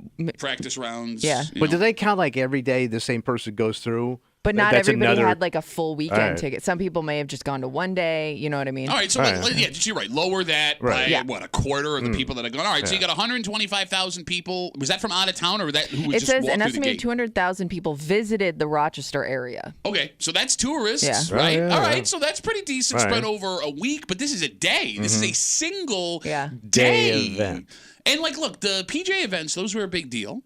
But they were a big deal for golf fans. Right. Are there more Sky fans or are there more PGA fans? I ask a serious question when I ask that. Well, yeah, because I guess if you weren't into golf or into the PGA, you could ignore this event. It's kind of hard to ignore what's going on in the sky. Like, even if you don't care, you could still look up and see it. Yeah, and it doesn't cost anything. Yeah. All right, so a pair of glasses. The championship that came before this one, Tiger was in it. Okay. And he was in town. So is it a Tiger Woods event in town bigger than the Eclipse? Because that'd be the biggest global star we've ever had here. Would have to be Tiger Woods. That was actually doing what he does. We've had presidents here multiple times. What president do you have here? Bush twice. most All of of the them. presidents have come through. Donald Trump was here campaigning before he was elected. You had Bush twice. Right. Every president has been to Rochester. Yeah, but they're not Tiger Woods. Tiger Woods is a global phenomenon. Not the president every 4 years, you get some other dick in the White House. What are you talking about? You're going to argue? I'm going to say Tiger Woods is bigger than the president coming to town. Okay. I do. I would. Okay. You're saying president. So you're saying the leader of the free world is a bigger deal coming to town. Well, I guess though, Tiger Woods. Tiger Woods doesn't shut down cell phone service and shut down yes, an airport. Yes, he does. If he wanted to. But when the president comes, how many people are able to see the president. How, Right. You know what I mean? You're Like right. Yeah. Tiger Woods, you could buy a ticket to go see him. No, you're right. You're absolutely right. Right. Okay, 252 WCMF, 252-9263. Are there any other events that would even come close to the amount of people that we're going to have in town today? Like, you know what I always wondered? What's that? Okay, so we work near High Falls, and anyone that grew up in the greater Rochester area knows that Sam Patch went over the falls, daredevil, big deal back in the day, and he died. Yeah. Right? He was able to go over Niagara Falls That's and when survive. entertainment was entertainment. Well, you didn't even know he died because they didn't find his body until after the winter was over. But, like, I would love to know how many people turned up at High Falls to watch Sam Patch because he was a pretty big celebrity, wasn't he? Like, and he had no competition for entertainment. Exactly. Were there 100,000 I wonder people? if there's a record of. All right, Kimmy's on it. And she found the chocolate milk song, so there's a pretty good chance that we're going to be able to find numbers here. But, like, what other stuff back in the day happened in Rochester that are, like, sneaky major events? Because that Sam Patch thing lives on to today. Right. The boat is called the Sam Patch. It says in front of an estimated 7,000 to 8,000 spectators. Yeah. Man, what a weak turnout. Yeah. That's a lot of straw hats, though. Well, what was the population of Rochester back then? That could have been 10% of the whole Oh, community. true. Right? How about when Lincoln came here and didn't Lincoln stop up on these tracks and but it do was a whistle stop? Yeah, it was a whistle stop, right? So I mean, that would have been a big one. Lincoln. Was Again, it? how many people? You were just here? argued that Tiger Woods, if he would have showed up, would have blown Lincoln out of the water in the most respectful way possible. You get what I'm saying? Too soon, guys. Like, does a major event in Rochester have anything to do with how many people come out? Because we're labeling this the biggest event maybe in Rochester history because of the amount of people. But there are events that are more significant that didn't bring people out. Yeah, but I mean, it's hard because this place doesn't get a lot of big events. Oh, there are three. Well, as far as events go, I think we're right here. That this might be the biggest one ever. Yeah. But as far as like historical moments, there are three major ones that affected Rochester for the rest of its history. You got George Eastman shooting himself in the chest. Okay. That's all over. It changes the way Kodak works for him. Right. Susan B. Anthony getting arrested for voting as a woman in the greater Rochester area. But these things happened like a million years ago. I got it. It's still a thing. And then you have Frederick Douglass starting his abolitionist newspaper here in town. Those are all major events. Yep. They all happened around here. Do those have more significance to Rochester than what's happening today? Well, significance? I'm asking. To specifically the greater Rochester area. Because, Well, I mean, the right to vote, it's a nationwide thing because of Susan B. Anthony. Right. But if she would have done that in Schenectady, Yeah. right? I mean, women still would have the right to vote. I was going to say still big no matter where it happened. Yeah, right? but I'm saying, like, You're saying. what does it do for Rochester? Does the Susan B. Anthony house bring in tens of thousands of people a year to check it out? No. So is the eclipse a bigger deal than Oh, yeah. Susan B. Anthony? Well, that sounds sacrilegious to say that. No, Well, but in it's- terms of like a single day event. Right. You know what I mean? I don't think you can. Yeah. I mean, how many times since you were in school did you go to the Susan B. Anthony house? I've actually never been to Susan B. Anthony. Really? Yeah. Never No, went on like a. the Gates field buses. trip? I told you, Gates Yeah, took the I worst forgot. field trip. We went to the Dolomite site, the big hole in the ground. Your mom was doing an event? I love how all of the jokes hit your brain at once and you could barely fire that one off. I got there. Yeah, this is it. This has to be. Okay, so wait, you've been sitting here for months. Sucks, done. Now that we're here, you are willing to admit this is the biggest event in the history Yeah, of our because I mean, community. even like they were talking about Rochester this morning when I was watching the national news. Wait, we were on the national news. We were, man. They were talking about our cloud cover. So like, they didn't bring up Susan B. Anthony. They go, it's going to be really cloudy over Susie's house. Why would they bring up Right. Susan B. Anthony or Frederick Douglass on the national They news? didn't. Okay, Kimmy, he has completely changed his ways, even though he still wants to hate it. And you know what changed it? I know. What? You know what changed it? What? When he saw Mayor Malik Evans on the Today Show last week, goes, "Wait a minute, we're on the national. I watch the national news. This must be a big deal." Well, you know, now." when you hit national news, now you're somebody. Such a sucker. I do have one event, but I don't know if this counts because it was a big deal for Rochester history. Everybody loves to talk about it, but Okay. it didn't necessarily bring people into town Okay. or affect people outside of here. But the ice storm. Oh, the ice storm. And that's another natural event Ooh. that affected everybody. That is, And y'all don't let it go. No, that's a good call. That was 'cause your Katrina. But I mean, again, it was. though, like, do people outside of Rochester care, or does it affect anybody else? Well, but here's the thing: the eclipse people outside of Rochester don't care about Rochester outside of Rochester in the eclipse, right? Yeah. Because there are places in Buffalo across the entire country. That's a good call. Because it is the ice storm. But here, the only argument I would make against the ice storm is, although the storm was a one-day event, yeah. what The made the ice aftermath. Yes, what made the ice storm so historical was the week or two of us Okay. not being able to do anything. Yeah. It wasn't just a one-day thing. Does that make it bigger then? But I'm talking about like as an event. Yeah, okay. I don't know. We got folks writing us now. Mitch writes us on Instagram. They didn't give everyone off for the PGA. That's a great point. A lot of people have off of work today. The kids have off of school. It's not like they were shutting down schools because Rory's coming to town. We got Facebook messages coming in. You can always get us at WCMF or the Break Room Facebook page. This comes in from Eric. Eric says, this is not even close to the biggest event. You've had concerts bigger than this, like when the Dead played at Silver Stadium. Are you kidding me? So what did that draw at Silver Stadium? Probably 30,000. Kimmy's on it because I think the Dead they played more than once at Silver Stadium, right? I know that was the big one now, but it's not that big. And if you're not a Dead fan, who cares? And I don't think a lot of you know what I mean? Well, Dead dude. 30, just over 30,000. Okay. All right, so that's a PGA event, and it's one day. Yeah. One smelly ass, ugly ass day. Come on, I mean, Eric. Look, you don't have to. Jerry Garcia, man. 31,000. 31,000. Okay. All right. That's still a lot of people for Silver Stadium. It's a lot Dear of Lord. cheese sandwiches. A lot of miracles happening. Kimmy does not understand anything you're saying. You work at a classic rock station. And your husband's a deadhead. I know. And she has no idea what those references mean. You don't get the cheese sandwich? No. The miracle? No. All right. Need a miracle? No? Okay. 252 WCMF. Again, we're talking about how today, after years of planning from all of our public officials, after months of hype, all the events that have been happening over the last couple of days, the events that have yet to happen today, this is the biggest event in Rochester history. Maybe bigger than the Ryder Cup in the mid-'90s, the PGA Championship this past summer. I love the Bills. It's bigger than any training camp we've ever had. Even with the superstars we have now in town, there isn't a concert that touches it. I mean, the Ice Storm argument is interesting. Yeah. It's going to be what I'm wondering about. But that's is, like a tragedy. You know what I mean? That's like, getting hit by something. Well, I but don't know if you put that in with like the PGA. I never look at the ice storm as like a tragic thing. I look at it as a resilient thing. Like everybody came together to help each other out to make sure nobody was. You know what I mean? Yeah. You got to look at the bright I side. wasn't here. Yeah, I know.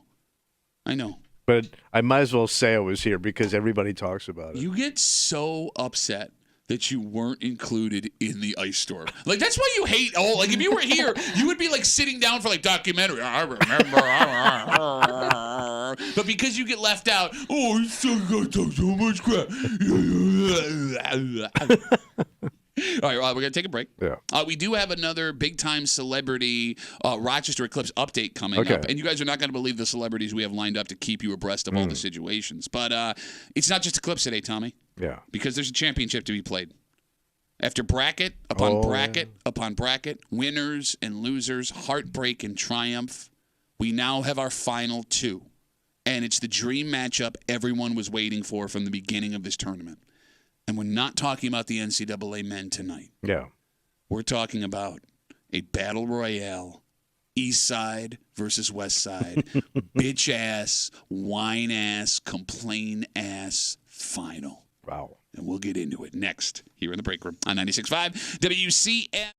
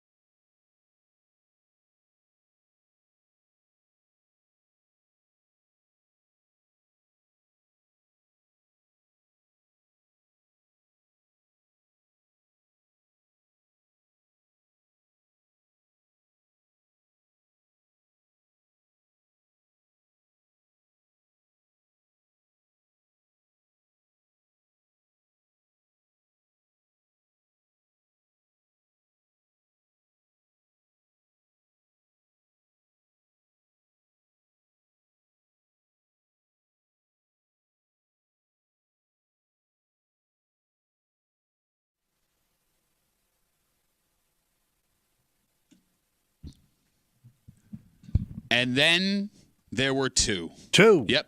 Bracket after bracket, fight after fight, upset, major seeds making through. We have two of the most dominant programs left for the championship. And no, I'm not talking about the men's NCAA tournament tonight. Then what's left? Wrapping up. I'm talking about two towns that bitch and whine and moan so much that of the 32 we started with, these are the last towns standing. You're hanging out in the break room, Rochester's Classic Rock 96.5, WCMF. Tommy, you should listen to Dan Hardy every day between 3 and 7. I love me the hard hour. Yeah, but you should listen this week specifically. What's the hard man doing? Well, he's going to be giving you the Bruce Springsteen code word of the day. Wow. Yep, you get that code word, you enter it at WCMF.com for your last chance to win a pair of tickets to see Bruce and the E Street Band at JMA Wireless Dome in Syracuse, April 18th, courtesy of Live Nation. Tickets are on sale right now at LiveNation.com. By the way, today Dan will have your soundtrack to the eclipse. Oh. WCMF will be running Dark Side of the Moon. Very cool. While the eclipse is going. You know how long that album is, so it'll start way before the eclipse and end way after. Yeah. By the way, before we get into this, we are trying to keep you abreast of all of the stories going on with the eclipse today. So what's popping? Well, look, man, we were very fortunate to lock down some big-time celebrities that were willing to step up and help us out with this. Yeah, right. And everyone's been keeping an eye on the forecast. According to News 8, it's not looking great. A warm front is coming through, and that could push cloud cover into the area between 2 and 4, which is when this major event is going to happen. It's leaning towards cloudier, Kimmy, so that's not good. No. And here to help us break that down, you're not going to believe it. What? Well, a finalist for the Rock and Roll Hall of Fame this year. What? Cher has all the information. And now, a Break Room Rochester Eclipse celebrity guest news update. Oh, this is old Cher. I'm going to be down at Shone Place today, walking around, pushing old ladies into the canal. Guys, staying out of my way. Don't get near Cher. Don't take her picture, because I know a little something about the sun. I used to ride the sun every afternoon in Southern California. This has been a Break Room Rochester Eclipse celebrity guest news update. That's what's great about improv. Sometimes it's gold, and sometimes it's that. It's the dream matchup we've been waiting for. What's that? Well, for the last couple of weeks, we've been doing our WCMF Break Room Where They Whinin' Burb Bitch Bracket Tournament. We started with 32 teams. Yeah. We whittled them down, and we now have our final 2. Oh. Kimmy, can you get me the ESPN music? I forgot to ask you. Are we ready? Yep. Let's make it happen.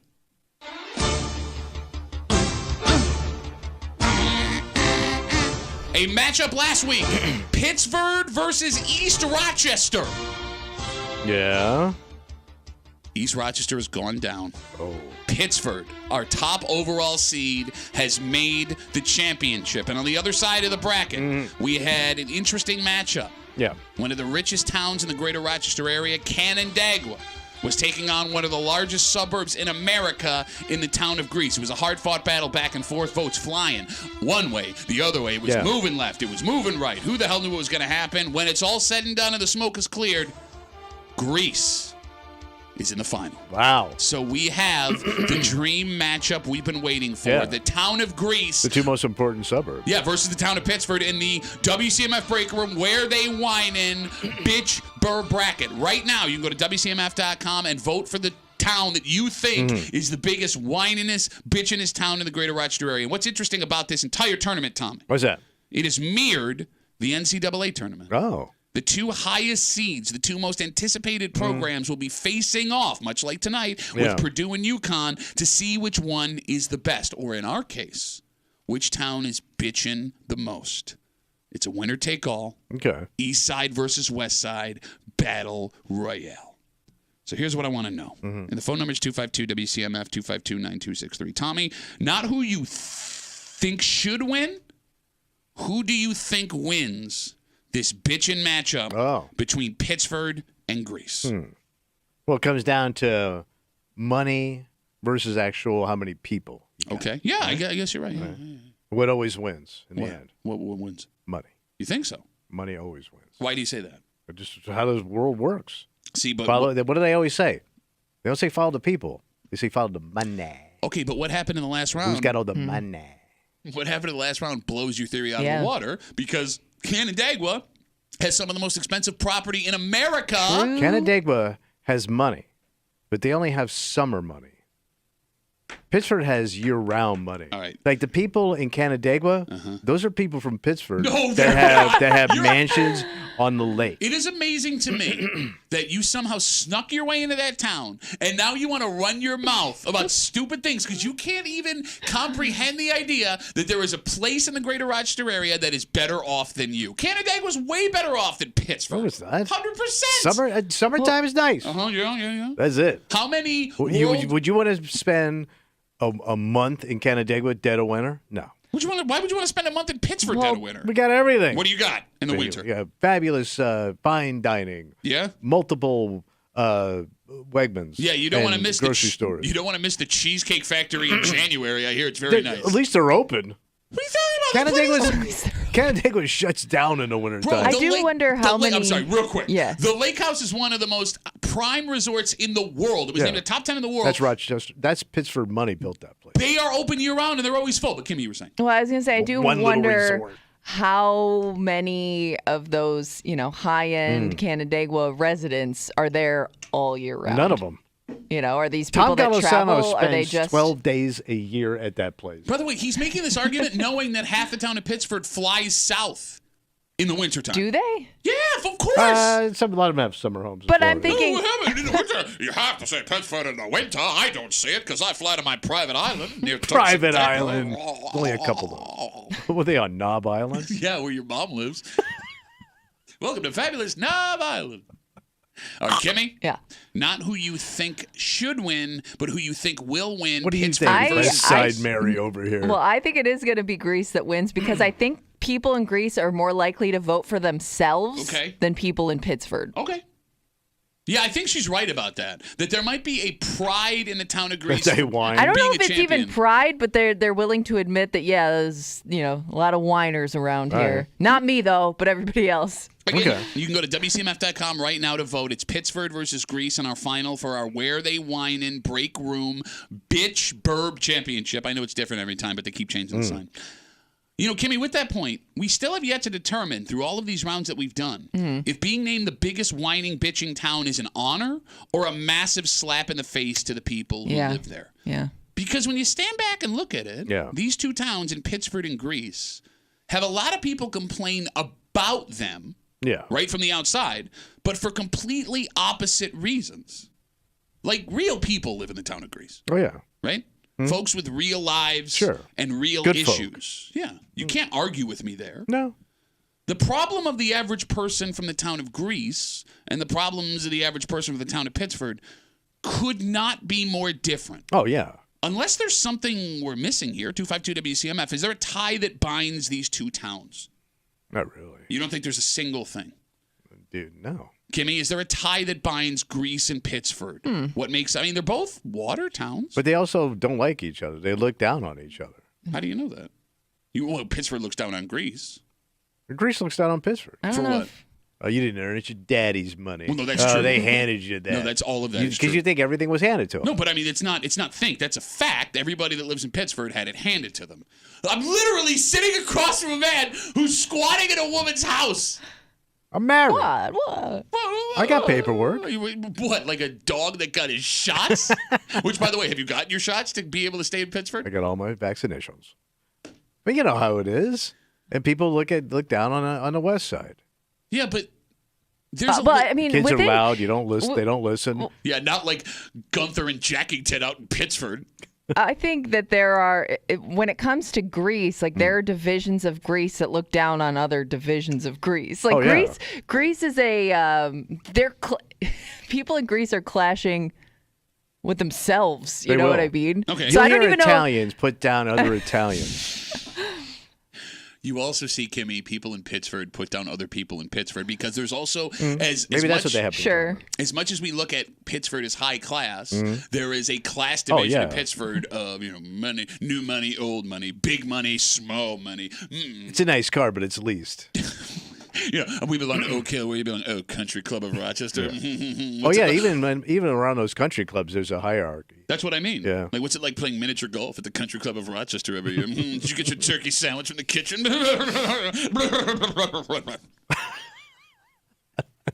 We had asked what these towns have in common. We got Facebook messages coming in. You can always get us at WCMF or the Break Room Facebook page. Steve says both of the towns have multiple high schools.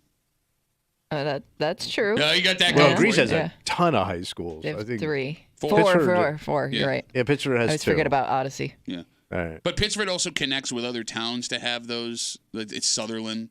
Right, no, Pittsford Sutherland's your town. Mendon connects with the other one. Okay. So you don't even have enough for 2 high schools. You just needed to do it because you're a bunch of showy douchebags. Well, they had the money, so why not do it? What does the average resident of Greece and the average resident of Pittsford have in common? Like if you sat down the most Greece stereotypical resident you could think of and the most Pittsford stereotypical resident you could think of, and they were going to have a conversation where they'd agree on each other, what topic would that be? Ooh. Fashion. No, fashion? Fashion. I bet you both of those guys like blinged out jeans. Okay. All right. Douchey jeans. That's a great call. Douchey jeans is what they're going to talk about together. But Kimmy, the brands of the douchey jeans are going to be far different. Oh, no, I think Grease Guy spends on his douchey jeans. No, but I don't think Grease Guy knows where to go to get the douchey I jeans do. in Pittsford. Really? Yes. I don't see Pittsford Guy buying douchey jeans at Macy's. You know what I'm saying? I don't know. Either one, I think they could both appreciate each other's I don't forget, jeans. Italians are pretty flashy when it comes to clothes. Okay. So they're going to spend on clothes. I think he's right. All right. Pittsford Guy wearing flashy clothes is getting those clothes from New York City and Toronto when they go on trips.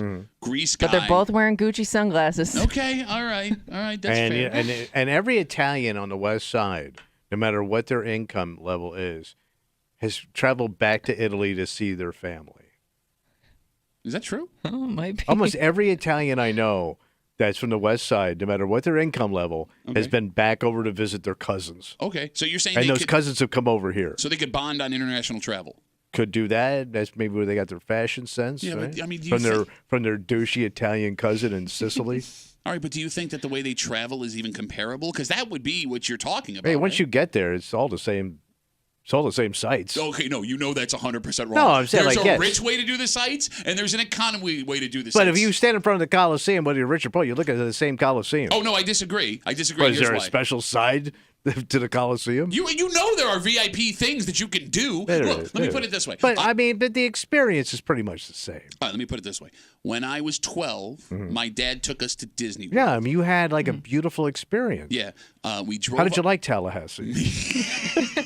Me, my mom, my brother, and my 2 sisters, 6 of us, piled in a conversion van. Yeah. And we drove down to Orlando. It took 2 nights. We stayed a night in somewhere in the Carolinas, and we had to sneak half the family in because it was a 4-person limit. It was one of those hotels, right? We then stayed off-site at a hotel that was like one of those like extended stay places, and it was like a Greater full Tampa area. It was a full 30-minute drive to Disney. So did you go on any of the rides? Yeah. I mean, we got in. No, but like, did your old man step up? Because you pay for those rides. No. too. You just pay one price to get in. So did you go on Space Mountain and all that stuff? Yeah. Okay. Yeah, I mean, All once you're in, you're in. Yeah, true. But I'm saying, like, we didn't eat, and we ate one pizza inside Disney the whole time we were there. That was probably the one good decision you made because their food sucks.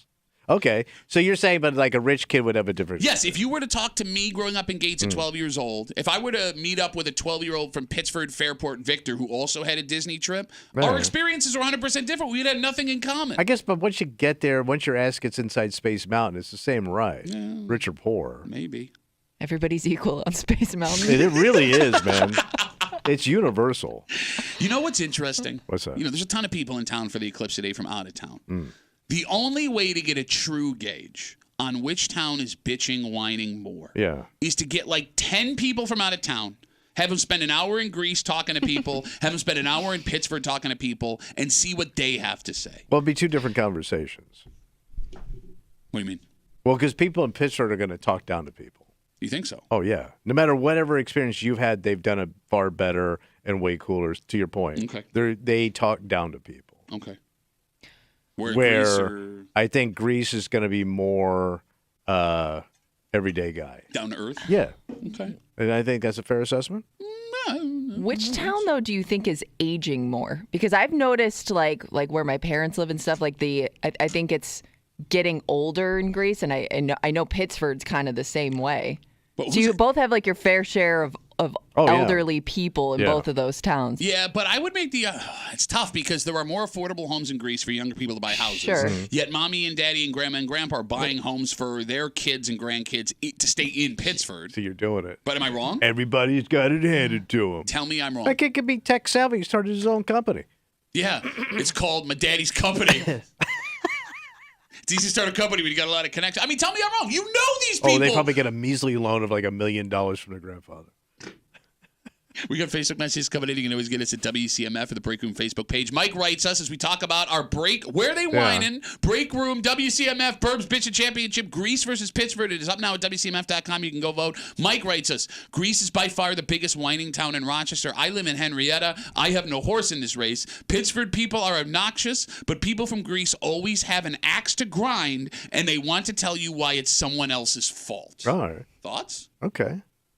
Well, that's, Kim, you grew up on the West Side. Yeah. Does that sound right? From They're more vocal about it. it's always someone else's fault. I mean, you grew up on the West Side. You complain about everything. I complain. Like, you turn everything into an argument or something you can't stand. You Like, always say that to me. you will make, if somebody walks in with the wrong kind of jersey, Yeah, but you'll I think start that's lighting just, like- them up head to toe. Oh, not like you. create backstories on everybody you see, and you make it terrible. You do the same thing. You grew up rich ass Florida ass mansion, rich bitch.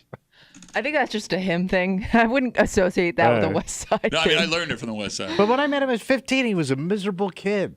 He was like hanging out with a 60-year-old man when he was a kid. I had Like, a reason to be miserable at 15. He hang out with little Italian men. He listened to like Queen. He didn't fit in. Okay. the hell? He was like a fat Queen loving Anything else you wanted to say about Pat today? miserable man. He was a bitter young man. You know what I hear, Pat? What's up? Whining.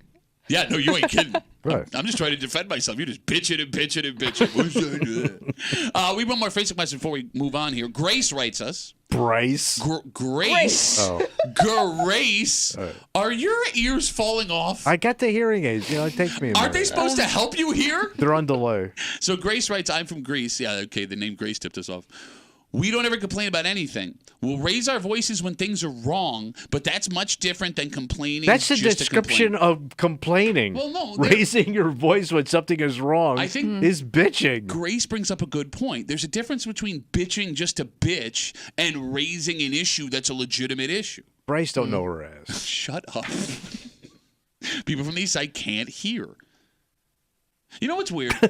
We're doing this thing, and it's funny as hell. And there are obviously differences, right? But like maybe the problems the average person from Greece and the average person from Pittsburgh has aren't all that different. Okay. Because like we all want our kids to grow up safe and Yeah, strong. it's all about family, right? We all want enough for ourselves to live comfortably. Yeah, but somewhat more than others. We all.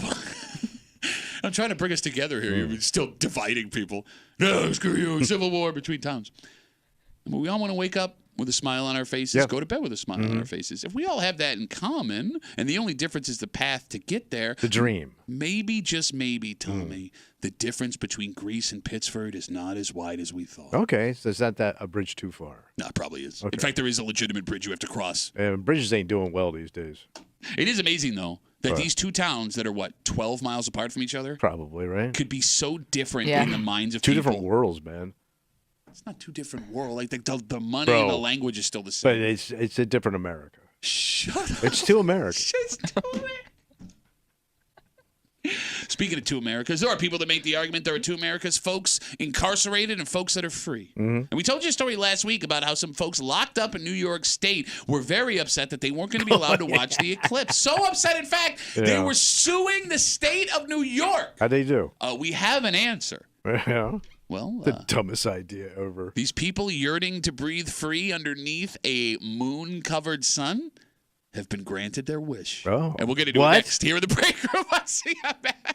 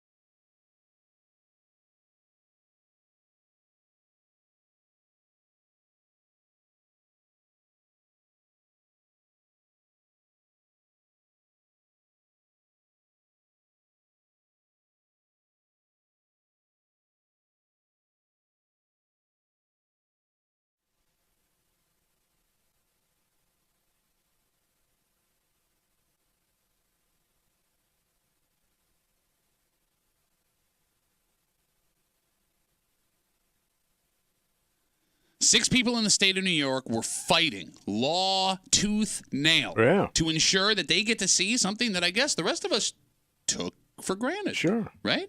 We were all you can go outside, look up, and see the sky today. Yeah. Some people cannot. We have this answer, and based on Tommy's one word, what? reaction coming into this break, you don't like this. How? You're hanging out in the break room. Rochester's Classic Rock 96.5. WCMF. Last week we told you that there were men who were suing the state of New York after the New York State prison system decided they were going to go on lockdown today from 2:30 to 4:30 during the eclipse. And when we say lockdown, they described it like this. There would be no visitors allowed in. Anybody that had yard time, which according to the story was the majority of prisons, between 2:30 and 4:30 would not be allowed to go outside. And the idea behind it was to keep the prison safe during the eclipse. Now, the state did say that they would provide glasses, eclipse glasses, for the inmates and the staff that would be able to look out their windows if they could see it from there and take in the eclipse. But that's as far as they were willing to go. Multiple men said for religious reasons they should be allowed to see the eclipse. One man who was Muslim, one man who was Christian, another man who practiced Santeria. Not making that up. The wine? Yes. Santeria. Sounds delicious. And they got lawyers, and they fought. Okay, for like the religious rights. You got it. Over the weekend. Look at this. They have been granted permission to watch the eclipse from Man, outside what of their cells. sky jive are they pulling in the prison system? Sky jive? This is some sky jive. My religion says I'm supposed to go look at the sun. This is just the guys that filed for the religious thing? Or does everybody get it? No. Just the 6 men that filed the Man, Wait, lawsuit. only them? How pissed is every other guy that they didn't make up some religion they were into so they could go watch the eclipse? Yeah, okay, that's a good point. You know? No, by the way, you are inferring that these men are not religious men. They may very well be religious men. Oh, no, I'm just saying, like, I'm surprised other guys didn't get the same idea. You don't think they're actually religious? No. Why would they fight this hard to go outside for First 3 of all, minutes? every guy that goes into the joint seems to find their version of Jesus as soon as they're stuck in there. Like, Jesus must have, like, a kiosk right out front. It's like the first day of college when they're trying to sign you up for, like, credit cards. But that kind of makes sense because people in desperate situations tend to lean on things that give them hope. And religion can give people hope. It can give you hope.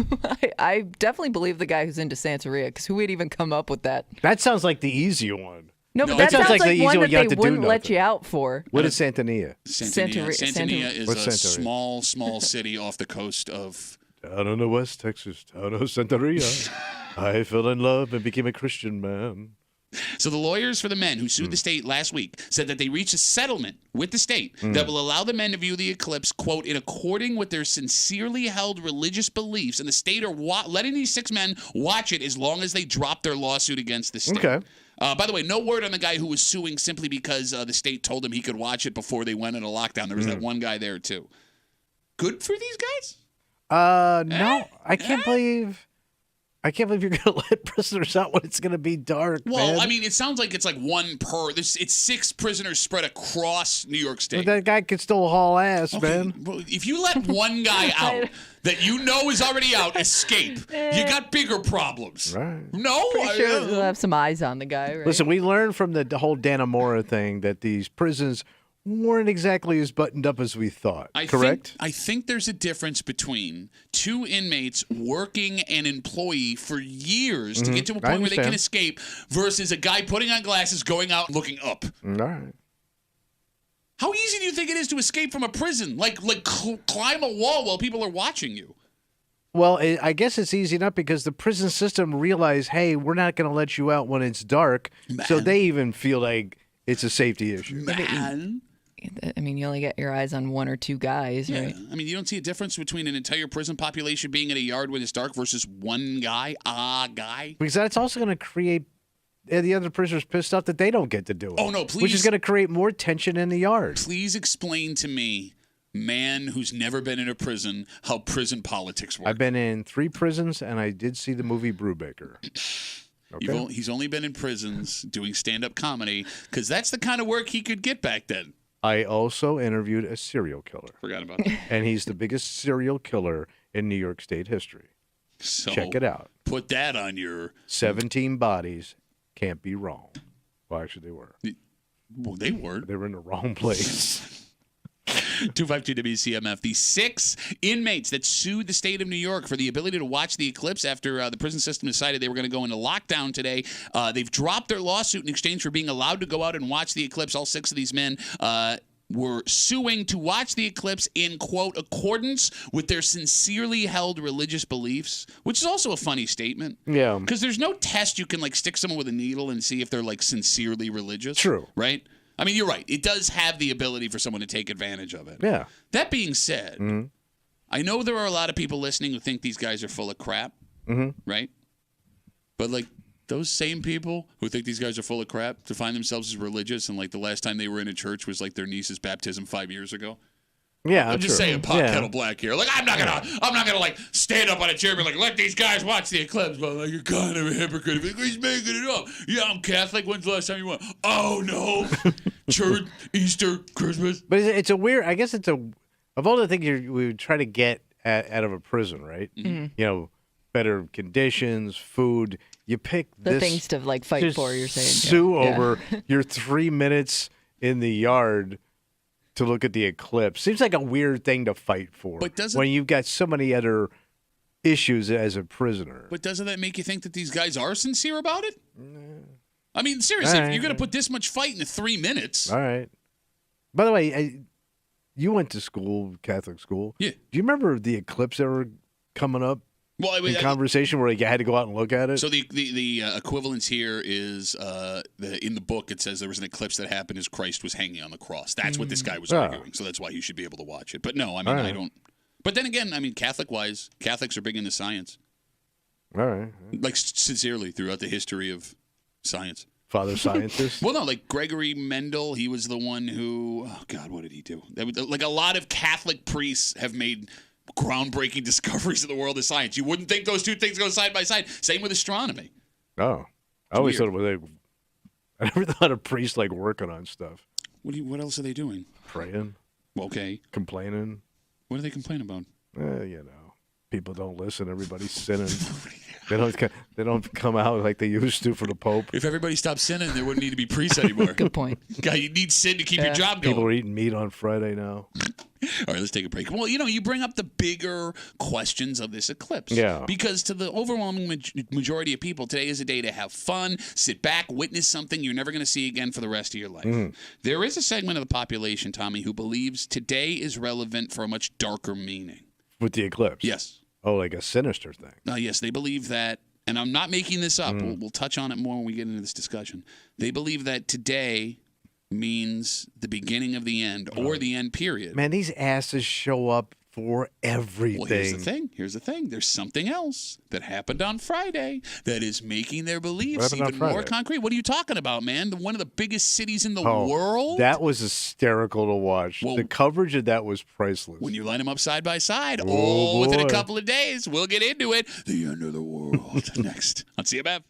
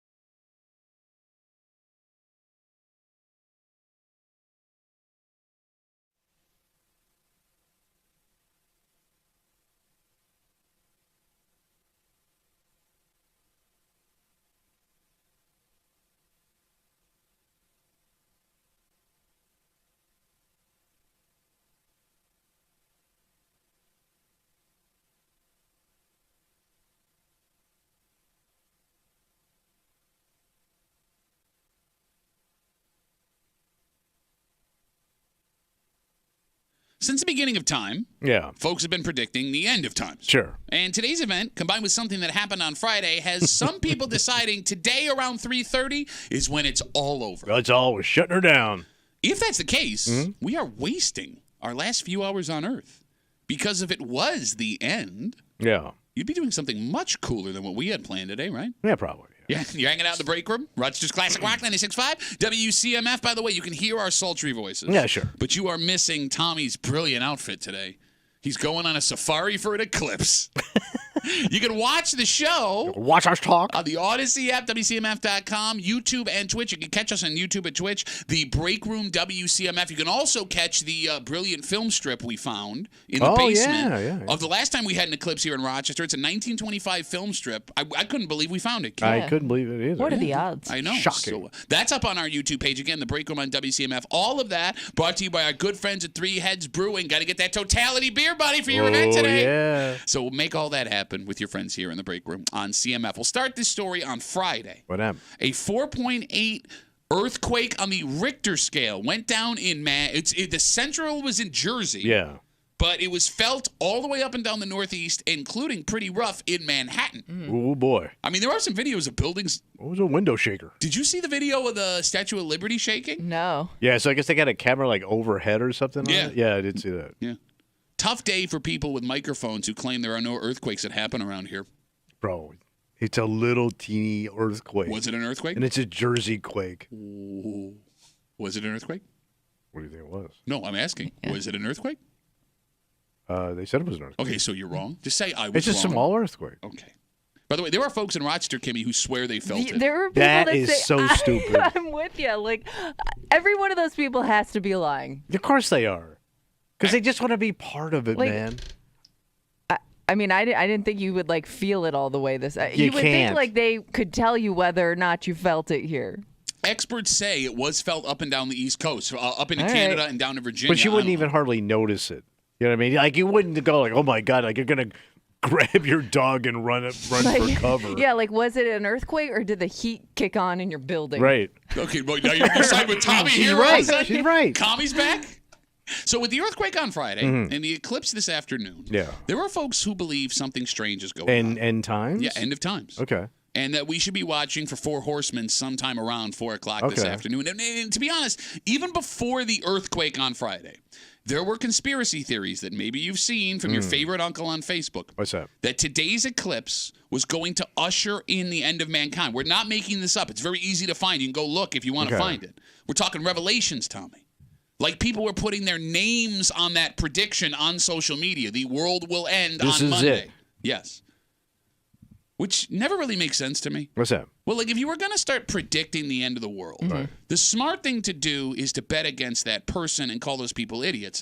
Because if the world doesn't end, you're right. You get to laugh at them. Yeah, and you would think like you only get to predict the end of the world like once. Well, but they keep at keep it. going. They show up again. Okay, not this time, but the next time, I swear it's happening. But you bring up the biggest point. Like, if you bet on the end of the world and it does end, there's no one around to be like, you nailed it. Yeah, because you're good dead. point. You don't get the credit. And if we called you stupid and the world actually does end, there's no one around to call us an idiot. Yeah, true. I knew that billboard was worth it. But here's the thing. What? Tommy, we don't know everything. No, we don't. Today, for all we know, could be the last day on Earth. Let me ask you a question. Yeah. If we found out last night at dinner, 24 hours from when it was all over, that the world was going to end as soon as the sun disappeared, nothing you can do. What's your last day on Earth look like? Ooh. Okay. 252-WCMF, 252-9263. What would you want to do with your last 24 hours? Do you even go to bed? Well, no. I mean, you only got 24 Stay up, hours. right? All right, so you're staying up all night. Might as well. This is it, because you're going to take a big-ass nap coming up around 4 today. So what does that 24 hours look like for you? It's going to be a full party. You're just going to party. Are you? I'm asking you personally. You're going to start partying. Party. What else is left to do? So you're going to look at your wife and go, it's party time, baby. Yeah. As tears are streaming down her face as she's coming to the realization that this is her eternity. It's over. You're an idiot. What else How can do you you do? not think this through? You have your wife. Well, she was going to party too. She's just going to get hammered. Well, I mean, do whatever you want. What's the point? That's what you're going to tell her? She's tears streaming down her face. She's What's never the going to see her point? grandkid or kids ever again. Oh, my God. Baby, it's a party time. Come on. Oh, yeah, I'm partying. Bro, you're out of your mind. Well, then I'm not going to get to have any fun. And that's the question. Because it's no fun. There's what we want to do on the last day on Earth. Bacchanal. And there's what we will do on our last day on Earth. And I think there's a massive difference, especially for men and women that are married, have children, family that live close. Because Kimmy, if you found out last night, 24 hours to go, because you are a single lady this weekend, what does your final 24 hours look like? Well, I guess if I can't be near my husband, because I think like number one priority, you want to just be around your loved ones. How do you not have that as an answer immediately? I said we were going to party together. No, you didn't. You just said it's a party time. And it's not until I brought up your wife, you're like, oh yeah, she can come through. All right, so you're alone. Because I get you don't have time to like check off any bucket list thing that you've wanted to do in life. Like really, and you wouldn't be able to enjoy it anyways, knowing the end is coming. So I would just probably sit at home with my dog and get really high. All right. Okay. Take some of the edge off. If that's possible. not bad. What we're learning here in this discussion, that everyone has a wholesome last day and a deviant last day. And if you have a family, you are supposed to say you want to spend those last few hours with them, right? All screaming and crying together. Yeah. Soak in that time you have left with the people you care about the most. I love you so much, even though I barely ever call you. But based on your response, Tommy, your knee-jerk reaction, so mad. Maybe people don't really mean that. Maybe they don't want to spend time with their husband or their wife or their kids. Maybe not. And but the reality is, it's all over. Are there people that don't even want to be home for something like that? What are you going to go do? I don't know. That's what I'm asking. But here's the thing that would suck, because we all have this idea of living free, knowing that the world's going to end. Yeah. Chaos. But if this were to happen last night, right? 4 o'clock in the afternoon, we have 24 hours and the world is over. There's nothing we can do about it. What could you even do that would be fun? Because, Tommy, having money wouldn't help you because no one's going to work. If you are at work at 4 o'clock and the world ends tomorrow, everybody's going home. I guess you'd have to do and enjoy whatever at your disposal. Okay, for example. Whatever in your house. That's what you could enjoy. To your point, Wegmans is closed. Everything's closed. Bars are closed. Everybody's freaking out. Yeah. So, yes. And the other thing that would suck, to your point, unless you were going to prepare it yourself, you wouldn't have a chance to get your favorite food for the last time. Yeah. it would have to be at your disposal. Exactly. Right? Even looting would be pointless because, you could go get yourself the newest Xbox or a jet ski or something like that. And even if you got it working, you could enjoy it for a few hours? Yeah. And then that's it?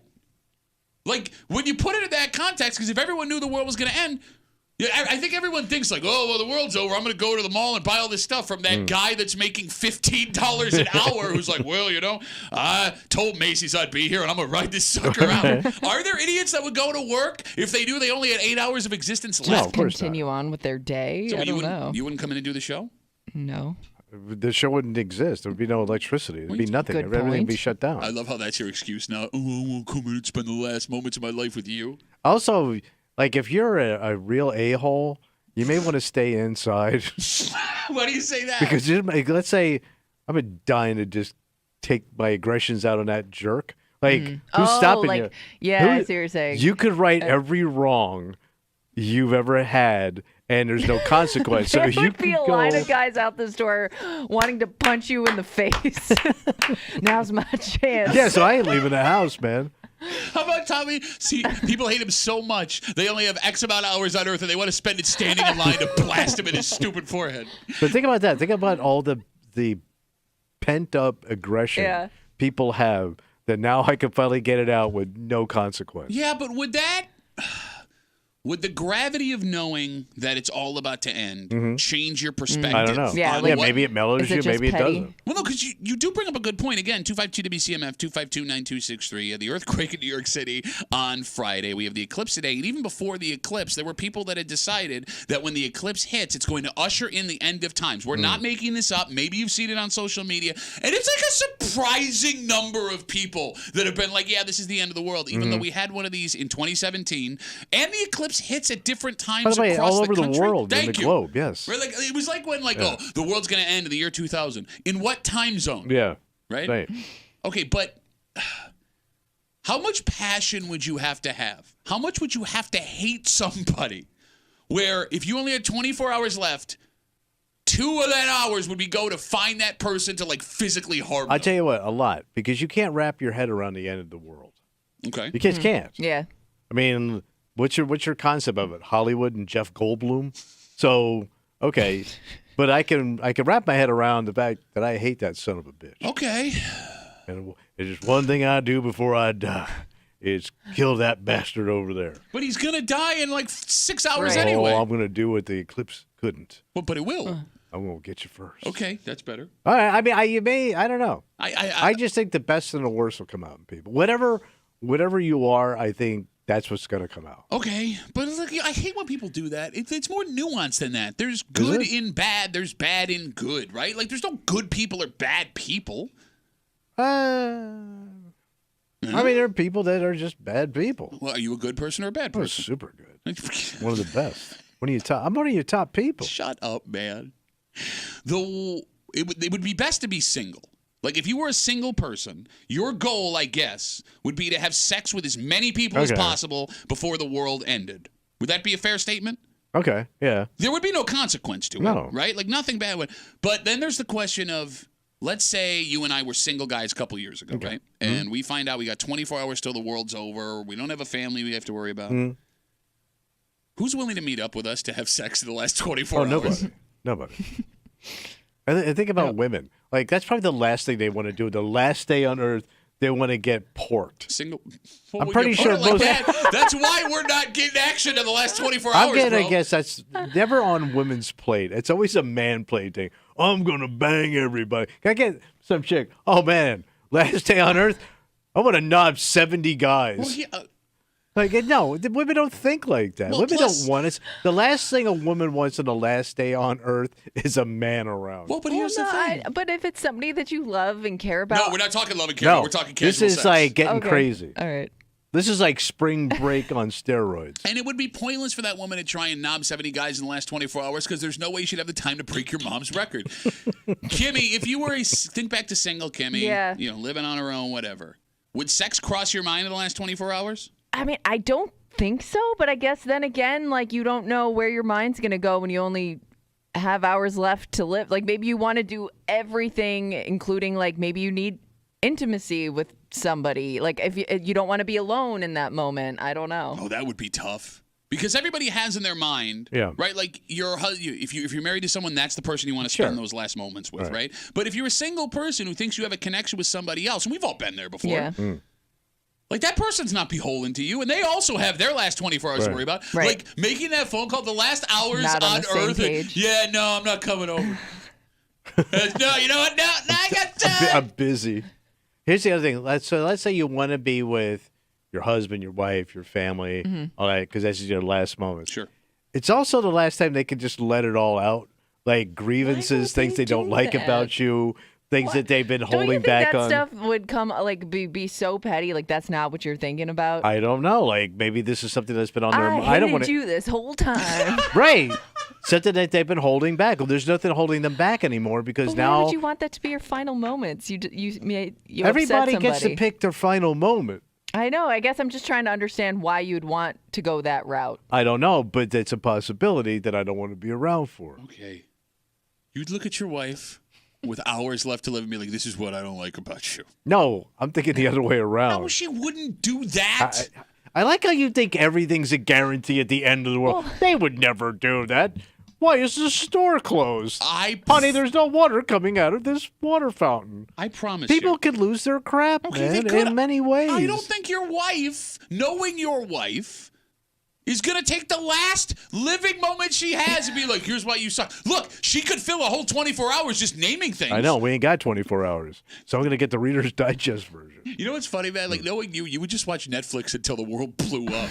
I'd probably watch something about another, Jeff Goldblum and the world ends. And I think that's the most disappointing part about like this thought exercise of, you have 24 hours to live. What do you do when everyone else is looking out for themselves? Is maybe this idea that having freedom would make things better is untrue. Probably. Because you would have the ultimate freedom. You could do whatever you wanted. And most of us would end up just like sitting either in our freaking house. out. Or sitting outside and being like, well, Here it comes. come on, let's make this happen. Yeah. Although you would get to live through the end of the world, which is an interesting idea. Who you going to Not tell that really. to later? Yeah. Like, it isn't like you're gonna go. I can't wait to tell my. Oh, I can't tell my grandkids. You don't have to tell anybody anything, right? You wouldn't be able to tell anybody Right. anything. But the end of the world has been predicted since the beginning of time, over and over. These people show up constantly. But if you actually lived through the end of the world, you would have an experience that none of those people ever got. Look at that. Seriously. Pretty cool. You would know what it looks like. Yeah. I mean, it sucks. Yeah. Right. Yeah. But then that's it. yeah. Yeah. Unless you think you go on to a higher plane. Sure, sure. Of, heaven or whatever. And then when you're in heaven, like when you're waiting to get into heaven, because there's going to be a long line because the Yeah. world just ended. Everybody at the jammed. same Right? time. You know what I'm saying? Like Yeah. St. Peter, come on, guys, I need help over here. I need help. You could talk with those people in line waiting for heaven about the end of the world and what you thought it would be. Okay. And if there is a heaven, all of you single people that were trying to have as much casual sex as possible, you just blew it. Ooh, No, boy. the worst people to run into in that line were the people that predicted the end of the world. Like, Yeah. told you so. You're right. Called it. You're right. If there is a heaven, that's why you may want to stick with the possibility of the end of the world today. right. All right. So fingers crossed, no end of the world today, guys. All right. Because, I'd like to come in here and do the show again tomorrow. Yeah. Enjoy ourselves. And by the way, we were talking all morning about all of the events that are happening, right? There was big stuff at the museum. It's everywhere. It's everywhere. Kimmy, you live in the city. I was in the city yesterday, and I stopped. We had lunch at Sanina's restaurant, Mexican restaurant. And they had a little thing on the table that I did some investigation, and it was a What is little placard. Yeah. And they are offering a special to certain types of people that are coming in and making a reservation today. Oh, just for today. Today. But it turns out this is a thing that's happening across the greater Rochester area because as we have this discussion about the end of the world, Yeah. some people are using today as a new beginning. Oh. Not for themselves, Yeah. but for their love life. Oh. And we'll get into it next here in the break room on 96.5 WCMF.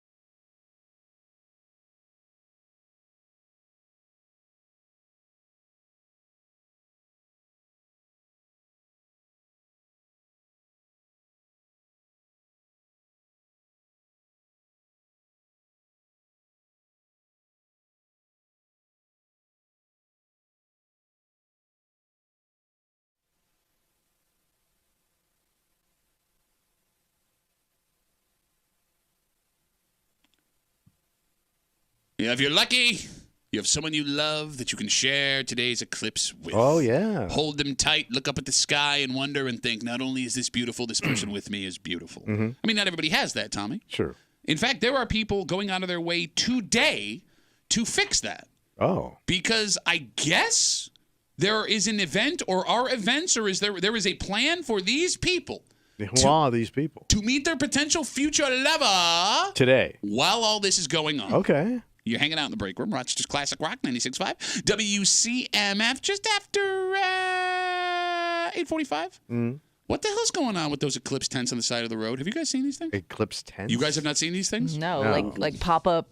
Yup. Like, are they selling something? Yup. We gotta get into it. We gotta get into it. merch. By the All way, you can visit the contest page at WCMF.com right now. Ooh, what am I going to win? Enter for your chance to win tickets to see the Satch Vai U.S. Tour. Joe Satriani, Steve Vai coming to the Kodak Center April 14th. 2 lucky winners will be randomly selected. Each will receive a 4-pack of tickets to the show. Tickets for that, Tommy, on sale right now at Ticketmaster.com. So there have been these little placards from restaurants posted on social media all weekend. Yeah. And I wasn't really paying much attention to it when I saw it until yesterday. I told you we went to Selena's for Yeah, lunch yeah. at the Village Gate there. And they had a little placard offering a deal for people who were going on eclipse blind dates. Oh. So I guess the deal was like if you called and made a reservation saying you were going to be on an eclipse blind date, they would give you like some free appetizer or something Nice. like that. And there's multiple places doing this, which All right. leads me to believe, Kimmy, I don't know if you heard anything about this, that there are people planning on blind dates because it's eclipse day. Okay. The first time you will meet Yeah. is during the biggest event we've ever seen here in Rochester. Okay. I guess I didn't think of it as a romantic event, but I guess it could be because it's People like are out one of and those about. You probably got the once day in a off. lifetime things. Yeah. Good point. Okay, that's a good one. Get That's you a good little one. eclipse of coochie. I'm also wondering. Eclipse the Coochie, coochie. one of my favorite Native Americans. So wondering if people are hoping to, because we always talk about how Rochester feels small, especially if you're like somebody who's single and feels like you're just seeing the same people over and over again. Like, are people hoping to meet new people coming into town? Like, is this for maybe you to match up with somebody that you've never met before Wait a minute, from wait a minute, different wait minute. place? I'm going to drive as a single person all No, the I'm not way saying like they're coming here for that for reason. the blind date. But You're saying as a hope to meet someone while yeah, they're here. yeah, Okay, maybe. yeah. Maybe. Meet Because be exposed to a new group of people. Okay. You know, going back to the blind date idea on Eclipse Day, would that be a good way to get to know someone?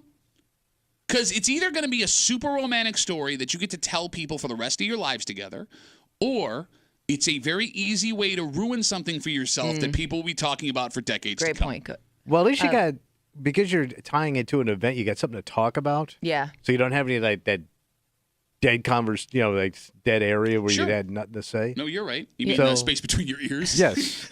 Yeah, it can't hurt to have a distraction going on, like Yeah. whether it's a sporting event you go to or, just something else happening in case the date gets a little awkward. Okay, you're not wrong, but the big negative of this What? is witnessing a major historical event with someone that you may never see again. True. If the date doesn't go well, right? Yeah. And you're doing it with this stranger. That seems like a lot of faith you're putting in a blind date idea. Well, if you're going to go on a blind date, you're already under a ton of pressure. Yeah. And it's a huge risk. Yeah. I don't think this really makes it any difference. Okay. Do you? Yeah, I wouldn't want to do this on a day like that. If it's going to go south, it's going to go south, man. Yeah, but it's going to go south, and it's going to, because, like, there are people that bought T-shirts, and we're going to read news stories, and people are like, Yeah. hey, what did you do for the eclipse 6 months in now, a year from now? Well, I went on a date that went terribly wrong, and she gave me the wrong phone number and refused to call me back. All right. That's pretty depressing, is it not? Yeah. 252 WCMF, I didn't think blind dates were still a thing. How do you do a blind date when I can look at you now online? That's what I mean. Like, Kimmy, have you ever Yeah. been on a blind date? No, and I don't know any of my friends, like, when they were single or the ones that are single. Like, I've usually, like, if they're set up with somebody, they kind of know them. You know what I mean? Like, it's a friend of a friend. Okay. But I don't know anybody that's gone on a completely, I don't know anything about this person. I don't know what they look like, what they sound like. They don't, you know what I mean? Because, Tommy, you went on a bunch of blind dates. Ton. And when I say blind dates, we mean blind women, because that was the only way that Tommy had a chance to get a second date. But the dogs were so nice. And as soon as they touched his face, it was over. Yes, I did. How many blind dates have you been on, you think? God. There was a run of about 10. Oh, you've been on 10 blind dates? Oh, yeah. Did you like going on blind dates? Like, was it fun to kind of, for like the No. mystery of it all? Yeah. Not Yeah, I don't really. think I'd like that. Yeah, the anticipation was Yeah. way better than the actual person. Okay, but Because I kept getting set up with people from other people. But you kept doing it. But yeah, I mean, I'm trying to get laid, And remember that there was that one chick, she described herself one way and not even close. how did she describe herself? A petite, girly girl. And Big ass farm woman bro, with square-toed boots. I ain't kidding. are you sure that she wasn't repeating back how you were described to her? Maybe. A petite girly girl. And there was other people that I got set up with that they were like friends. And the worst part was when you got set up by somebody else, and if it didn't work out, Like it's your fault. I get that though. What's wrong? What didn't you like? Like they get offended that you didn't. They take you it guys didn't personal match. Yeah. that you didn't like their friend for some whatever, and it's not. I don't know what to say to that. No, I'm with you. Like, it is interesting.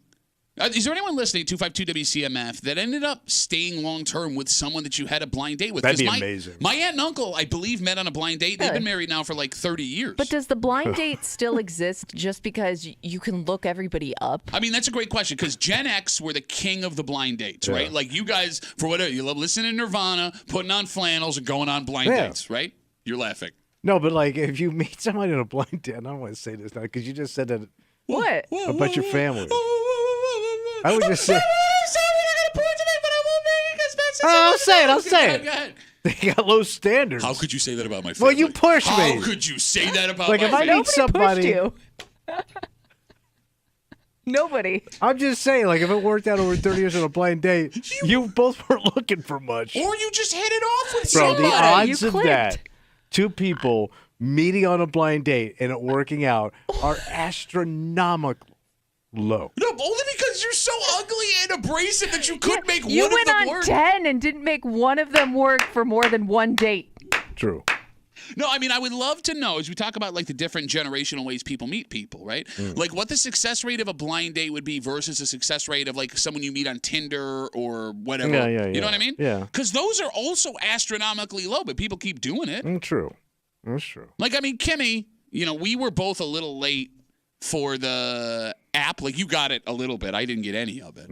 Do you think it's easier to get a second date with someone you meet on a blind date or someone that you meet on an app?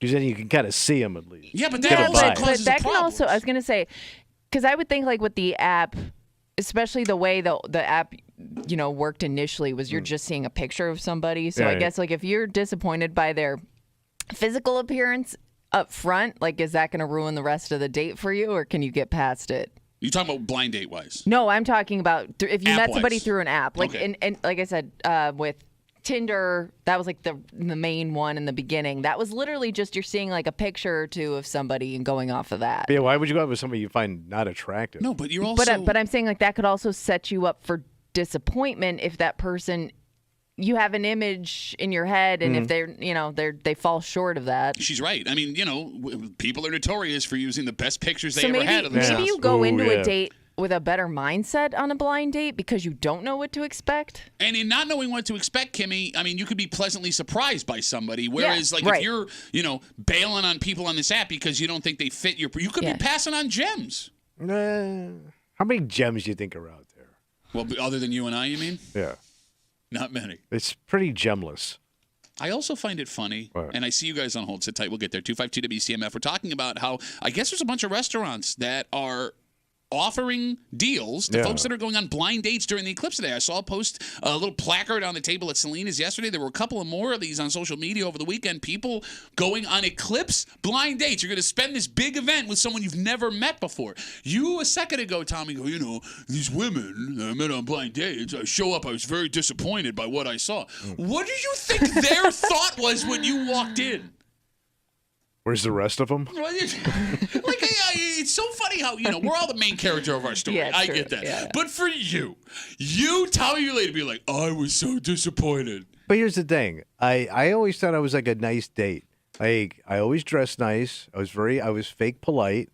I didn't stare at anything. I paid for everything. I listened to all their goddamn stare at anything. miserable stories. I thought I was pretty good. I didn't talk about myself much. I let them ramble on. I thought I was like a good first date. Like I thought I was checking off all the right boxes. You were just there to get laid. Huh? You were just yes, there. but I think I was He's saying fake. he did all he checked off all the boxes for being a good date. Yes. Point that I'm making. But yes. Even no? if it wasn't genuine. No, Of course it's not. No first date is genuine. That's not Everybody true. walks in a But complete you liar. went on a first date with your wife one time. Yes. No. Well, I met her. Yeah. I was very polite. Were you genuine? Were you there just to get laid? I was actually delivering mail. No, I mean, like That's when you not- went, no, when like you when went on your initially you had first to ask real her date, out, yeah. were you there just to get laid when you met your wife? Pat, it's so foggy. back It's there. weird. It was a different day and age. You see, you say one thing, you mean another. I was a very nice person. That's not the question I asked, buddy. Hey, she stuck around. Must have been a pretty good first date. 252 WCMF. Let's talk to Anthony. Hey, Tony, how are you, brother? Hey guys, how you doing? Good, man. What do you got? So me and my wife went to a restaurant over the weekend, and they had their whatever events they're doing for that week, month, whatever. They have a speed dating event. I think it's once a week, and I didn't think speed dating was still a thing. You know, Yeah, I I think haven't seen that either. So it's coming back because there's a couple of reality things I've seen on TV where they're going through speed dating. Okay. I've always found speed dating, Anthony, intriguing. Because you sit down, you talk, and then it's like musical chairs, and you get up in a couple of minutes, you go on to the next person. Yeah, you got it. And each person rates, would I want to talk to that person? I'm sorry, Anthony. Go ahead. Well, I also think speed dating is kind of interesting because you get to watch all the characters around you embarrass themselves in person instead of seeing and hearing all these stories when you're not actually witnessing it yourself. Okay, and you just nailed it. You And the nailed thing- it, Anthony. What's The reason why speed dating is a better move for guys who think they're charming is you don't have to be interesting. You only have to be the most interesting guy in a room full of guys you Or know not be are the in- worst. Yes, by comparison, Okay. you Especially may if the- look Be better. the cleanest Especially dirty if the shirt. Especially if the person before you embarrasses themselves, you get the girl next. You get to one up that person no matter what they did. Yeah, you got it. But Anthony, you do realize that both what of el- us are being very arrogant and assuming we would be the most charming guy in that room, right? That is true. But also when it comes to blind dates, like you said, your aunt and uncle met on a blind date 30 years ago, completely different time and age back then to now either. So blind dates, I don't think are anywhere near what they used to be. Well, I mean, maybe it's another one of these Gen Z things that they find, like they pick out of the rubble of time and like, oh, let's try this. This will be fun. Nobody learned their lesson. Let's No. do this, man. Well, also because most dating happens on apps or dating sites or whatever it is, where before you go to a bar, you go to a restaurant, you pick somebody up, you meet them, whatever the case may be. All right, Anthony, how long you been married for, bud? So, 5 years next week. How'd you meet your wife?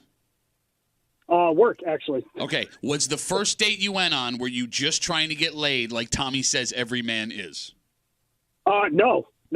Actually, we kind of just went to get coffee, we talked, and then we actually had our first official date the next time we got together. And you call yourself a Tony. Every Tony I know is a complete pervy hound. I had a cappuccino. Does that count? Not really. Yeah, but you went off. You just had coffee. Yeah. You've done that That's too, you bitch. I The know, story I you're know. describing earlier was a coffee date. Yeah, that's I've known you 25 years. You can No, but usually We know coffee you better date than means you we're going to go yourself. do something We else. both agreed just to go get coffee. We talked to see if we would connect with one another, and then we ended up having a first official date after that to see where it went. And 8 years later, we're where we are now. All right, one more question. All right. Anthony. Yep. How many dates? Okay. How many dates? Maybe 4 or 5. Man, you Don't want answer it, slow-moving Anthony. Tony. Jesus. Any Tony I know is sliding it that night. Well, that's why they call him Turtle Tony. Yeah, he's got to be. Anthony, give the wife a kiss. Congratulations on the anniversary, buddy. Thanks, guys. Have a good day. There goes Turtle Tony. It's the right way to do it. Yeah. There's no right or wrong way. You Well, just- you I know the wrong No, way. there's no wrong way. Everybody is on their own journey. Oh, is that the case? Yeah. You're running your Yeah, phone. but You here's the sound thing. worse and worse, and now everyone's on their own journey. You went Yeah. on failed date after failed date after failed date and never thought, maybe I should change something. No, change is tough. But I was 45. Exactly. More reason to change. Thank you. You wait till you turn 45. 30 You feet. gonna feel it. Give You me gonna a feel turn it. very fast, see? It's a whole different ball game. Well, you think she's going to be single at 45? No, but I'm just saying. Think about yourself at 45 dating. No, I understand, but that's why I would think like maybe I'd learn to compromise a little bit. Not just be like, well, here I am. You like me or no? It's called setting your ways. Man. And I can't change. Man, change blows. Okay, yeah, but sometimes you have to change. I mean, you have to change things to get things that you want, which you obviously did not do until your wife took pity on you and brought you into her home. Yeah. Like a stray dog. So it worked out. I guess, not for her. Yeah, but it worked. Some. So we are, what, T-minus 9 to 10, Oh, 10, my 11, God, you can 11, feel the 12, 12 energy. to 1, 1 to 2, 2 to 3. 6 hours? Yeah. 6 hours away, buddy. Oh, boy. And that means there's only 6 hours left to get all of the things you need for your eclipse viewing experience. You're a little late, aren't you? Well, no. Luckily, it seems that there have been little shops that have popped up across the greater Rochester area. You guys have not seen these things? No. I have got to not. look now. They were in the city. They were all over Henrietta. Or maybe I thought they were like high-end homeless. What the hell are they selling in these Maybe tents? you know what they're selling. No, I mean, I know one thing, Yeah. but there was other things that were hanging outside of the tent where I was like, people really are going to... So it looked like Park Ave Fest or something? Like they're selling like beads and crap? Well, no. It wasn't beads and stuff. I'll tell you what I saw. I haven't been inside of one of these things, but I'm dying to know, what are you selling? There's only like one thing people want. Right. We'll get into it next here in the break room on CMF.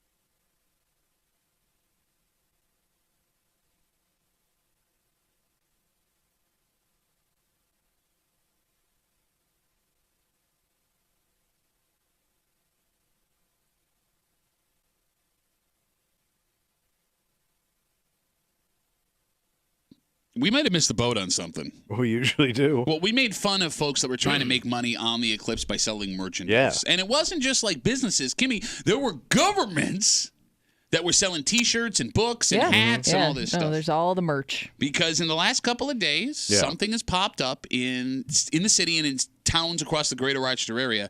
And everyone I've seen, there have been people in these things. No kidding. You're hanging out in the break room. Rochester's Classic Rock 96.5. WCMF 252-9263. 252-WCMF. Does anybody know what the hell is going on inside those eclipse tents that have been popping up on the side of the road? Have you guys seen them? No. But maybe I wasn't paying attention. Yeah, I would think, though, you notice the tents popping up. Because I'm picturing like the firework tents that pop up. That's exactly what it looks like. Oh, those kind of yes, tents. That's exactly what like it you're looks selling Christmas trees and crap? Yeah, it's got to be like T-shirts and hats and stuff like that. So Glasses. I saw two in Henrietta, and I saw one yesterday on East Ave when I was in the city with the kids. Okay. And yeah, I assume they have the glasses. Yeah. They're also hanging T-shirts out, which makes me think they have T-shirts for sale. Oh, yeah. And then one of them had a flag. It was like 2024, like a flag that you put on a flagpole. Oh. Okay. But, I mean, I don't know if those are the only things they're selling inside. What the hell else could people want to buy that have to do with this eclipse? Also, why are you buying an eclipse T-shirt? So you never forget. They're probably selling like coffee mugs and crap, right? I mean, is there that many tchotchkes? Because I wanted to stop, but I just haven't had time, and I know tomorrow. But I'm they're gonna be guessing like gone. these people that do this, they're like gypsies, so they've been planning this for a while. Do they? Your Well, no, old man but takes. there are. I mean, Huh? Got your eclipse gypsy. They are. They're gypsies. They go town to town with their crap. Or there's a company that pays people to do it.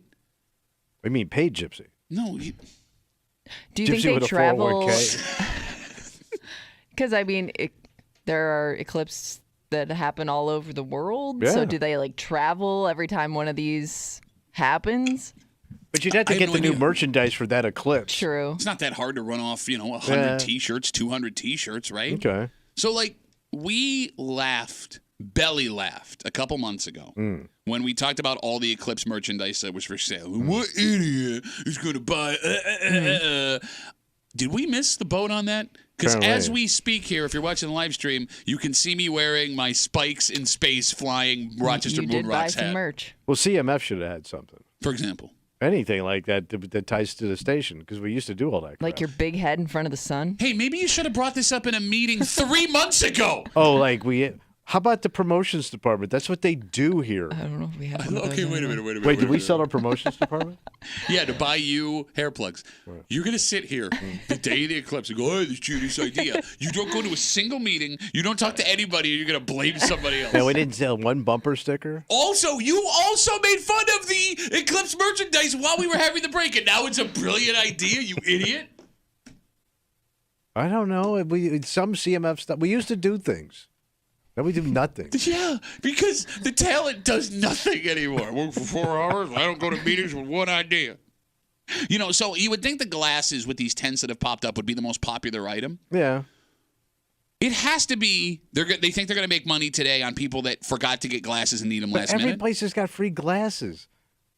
Maybe in Pittsford. I didn't see a lot of free glasses. I've seen glasses for sale. I thought they were handing them out all over the place. Glasses for sale. But if you bought glasses, you're a chump. My wife bought glasses. She didn't buy glasses. She's a How much doctor. were She probably they? gets them all. Hold on. Yes, what she get? Yeah, what does that mean? She's Doctors a get doctor? everything free. What the hell are you talking about? She had to pay for glasses. Yes, hold on, just 1 second. I gotta text She my ain't got wife. an eye doctor, buddy. I gotta text my wife real quick. Hey, honey, you might want to get tested for being a chump because Tommy just said you're a chump for paying for Eclipse glasses. Where'd she buy them? Wise guy. Wegmans maybe? I can't remember. She came home and said I bought Eclipse glasses for the family. But she's one of the. Maybe I stand corrected. Oh, wait, you're gonna say something else? You cut yourself off. 252-WCMF, 252-9263. We're talking about these white tents that have popped up in the city and in suburbs across the greater Rochester area. It looks like they're selling Eclipse merchandise, like T-shirts. One had a flag hanging out the front, the glasses, right? What percentage of people do you think right now in the greater Rochester area are scrambling to find a pair of glasses for this afternoon? Ooh. Man, Probably you waited a this lot. long. Oh, shut up. Did you Probably get a them or lot did your because they wife get probably them? kept thinking, they'll show up eventually. They'll turn up. We'll get them. I think to your point, people might have thought maybe our work will provide them or somebody will show up with like a bunch of free glasses, and it just never happened. I'm also thinking some people ain't going to wear the glasses. They're just going to put on a pair of sunglasses and look. You're right. do Which that. I know is Also bad. Do not do that. But I think some people just do that. Okay, but you shouldn't, do I not do know. that. You're going to really hurt yourself. I And know. again, we said it this morning, folks who make the iPhone and all cell phones said, do not take a picture of the eclipse because it'll damage your camera. So no videos, nothing. No, there's apparently like a special filter you can put over your phone, like the outside of the phone that you probably should have gotten before now. Maybe they're selling those at the roadside tents. Do you trust glasses from a roadside white tent?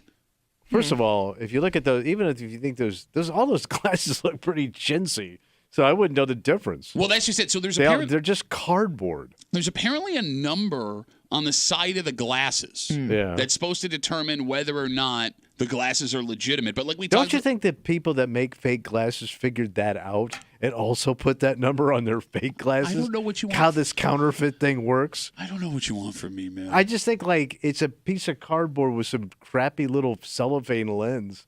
I mean, it's pretty easy to make a fake one. Like there may be people today that find out way too late that they got the fake glasses when the eclipse happens, right? Yeah. But I don't know. Like, I mean, look, maybe this stuff is all legitimate from these roadside tents, but like if there's one place where I'm buying glasses where I'm going to be a little skeptical, it's someone that tomorrow their store won't exist. Pack Yeah, up and go. yeah. You get what I'm saying? Yeah. Oh, we got Facebook messages coming in. You can always get us at WCMF or the Break Room Facebook page. This comes in from Sandy. Sandy says, don't be jerks. I got my entire family T-shirts to watch the eclipse for pictures. It's a fun memory, me, my husband, and the kids. I hate when these families that everybody's got to wear the T-shirt and stand in a photo, like you're a rugby team. If you have kids though, you got to make it fun. You got to do fun stuff. you don't so. want, you want No to match your kid shirts. wants to put on a T-shirt and stand next to their sibling wearing the same thing. That's a mom thing.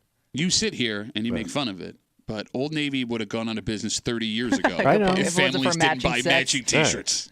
Happy 4th But of that's July. a mom thing. Like dad doesn't want to do it either. No, yeah, you're right. But I have to pretend I want to Right? do it. It's mom forcing you to do things. I really hope my wife doesn't have a T-shirt waiting for me. I will today. say though, I don't know. Just based on the rise in like vintage T-shirts and vintage clothing, and like how certain Rochester events finding T-shirts from them in the past are very rare and Okay. tough to come by, and people pay a lot of money to find. Is this T-shirt gonna be like that in like 20, 30 years? Are you arguing you should invest in an Eclipse T-shirt I don't know. for the long game The of long making game. your money back after inflation Well, with not the even T-shirt? making your money back, but I wonder if it's going to be something you'd be like, It'll be if you rare. saw, you'd be like, wow, that's really cool. I don't know. Do you feel that way about Ryder Cup stuff? I mean, yeah, I think it's kind of cool. I grew up. Not that I'd spend money on it, but I can appreciate somebody who kept it. I don't know. I grew up seeing that stuff in so many thrift stores. Really? Oh, every place had it. Right, and I get now that it's rare and unique because a lot of Right. people got rid of it or threw it away. But like, I don't know. Like if I see a guy in a Ryder Cup '95, okay, would you get that at Savers? What are we doing here? So we've been talking at length today about the eclipse and how Yeah. everybody's taking it in. The county encouraged people to go to the county parks, get there early, stay Oh late. yeah. Enjoy. Bars, restaurants having parties. The Planetarium Museum, they're having big stuff. It looks like George Eastman House is doing something. We can Any go on place, and on. any place with an open space Yeah. is doing something. You're right. Even the nuns are getting in on it. Okay, can we not? I know how mad you got about the nuns. Oh, I'm charging walking for by parking. it. 'Cause that's right on my I'm walking walking path. by it. I'm going to stare at them, show them. We have found the most dangerous way in our area to watch the eclipse today. Dangerous way. You are not going to believe what I'm about to tell you. Oh, no. There are 14 people from our area that are going to be doing this as the eclipse is And happening. they can get hurt. Look, I have no experience with this. You have no experience with this. I don't believe Kimmy does either. Yeah. But this can't be safe to do in total darkness for the average person. How are they allowed to do it? I don't know. And like the way the story goes, maybe they're not. We'll get into the story All right. next to the break room on 96.5 WCMF.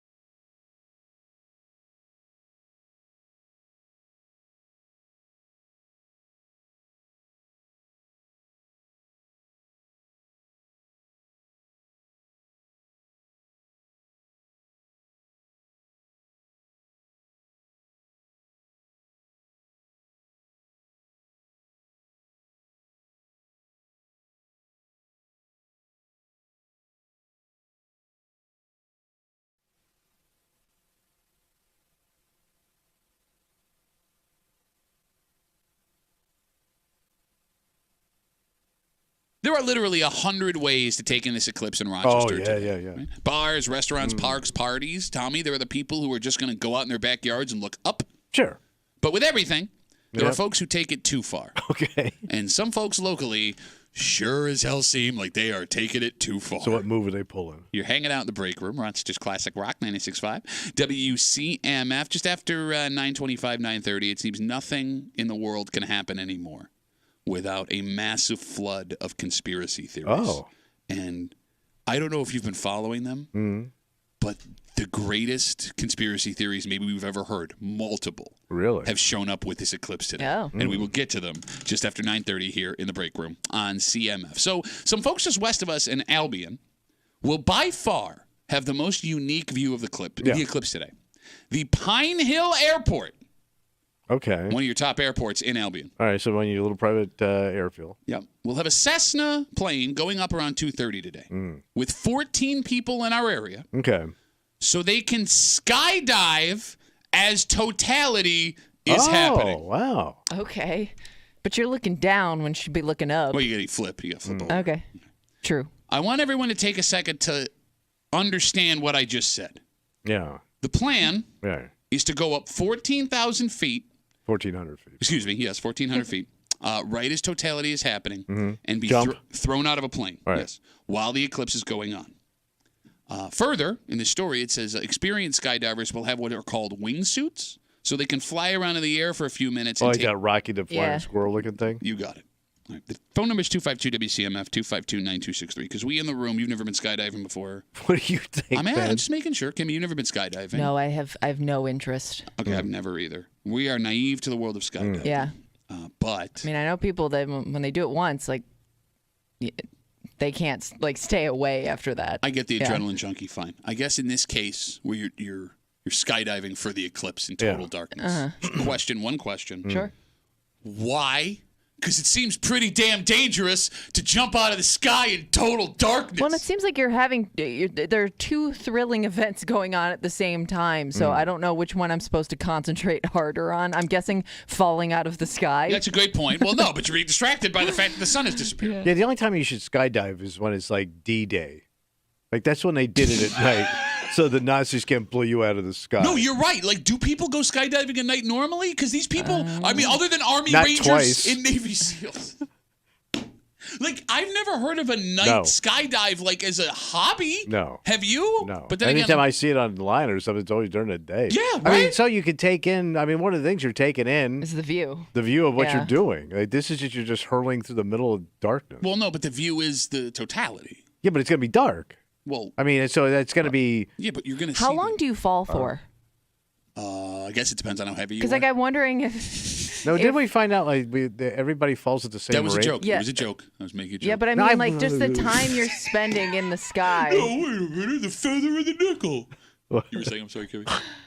I wonder, if you're falling throughout the entire eclipse, if you're on the ground before it's over. I wonder how much time you're spending in the air. Well, that guy's zipping around in one of the flight suits. He's going to be up there for a little bit. Well, I don't know what's a little the human kite. Does that give him an extra 20 seconds? Does it give him an extra 3 minutes? What if he's I guess he can go as long as he wants, right? Well, no. Eventually, the ground has something to say about that. Oh, true. You know what I mean? What did he get? A gentle landing.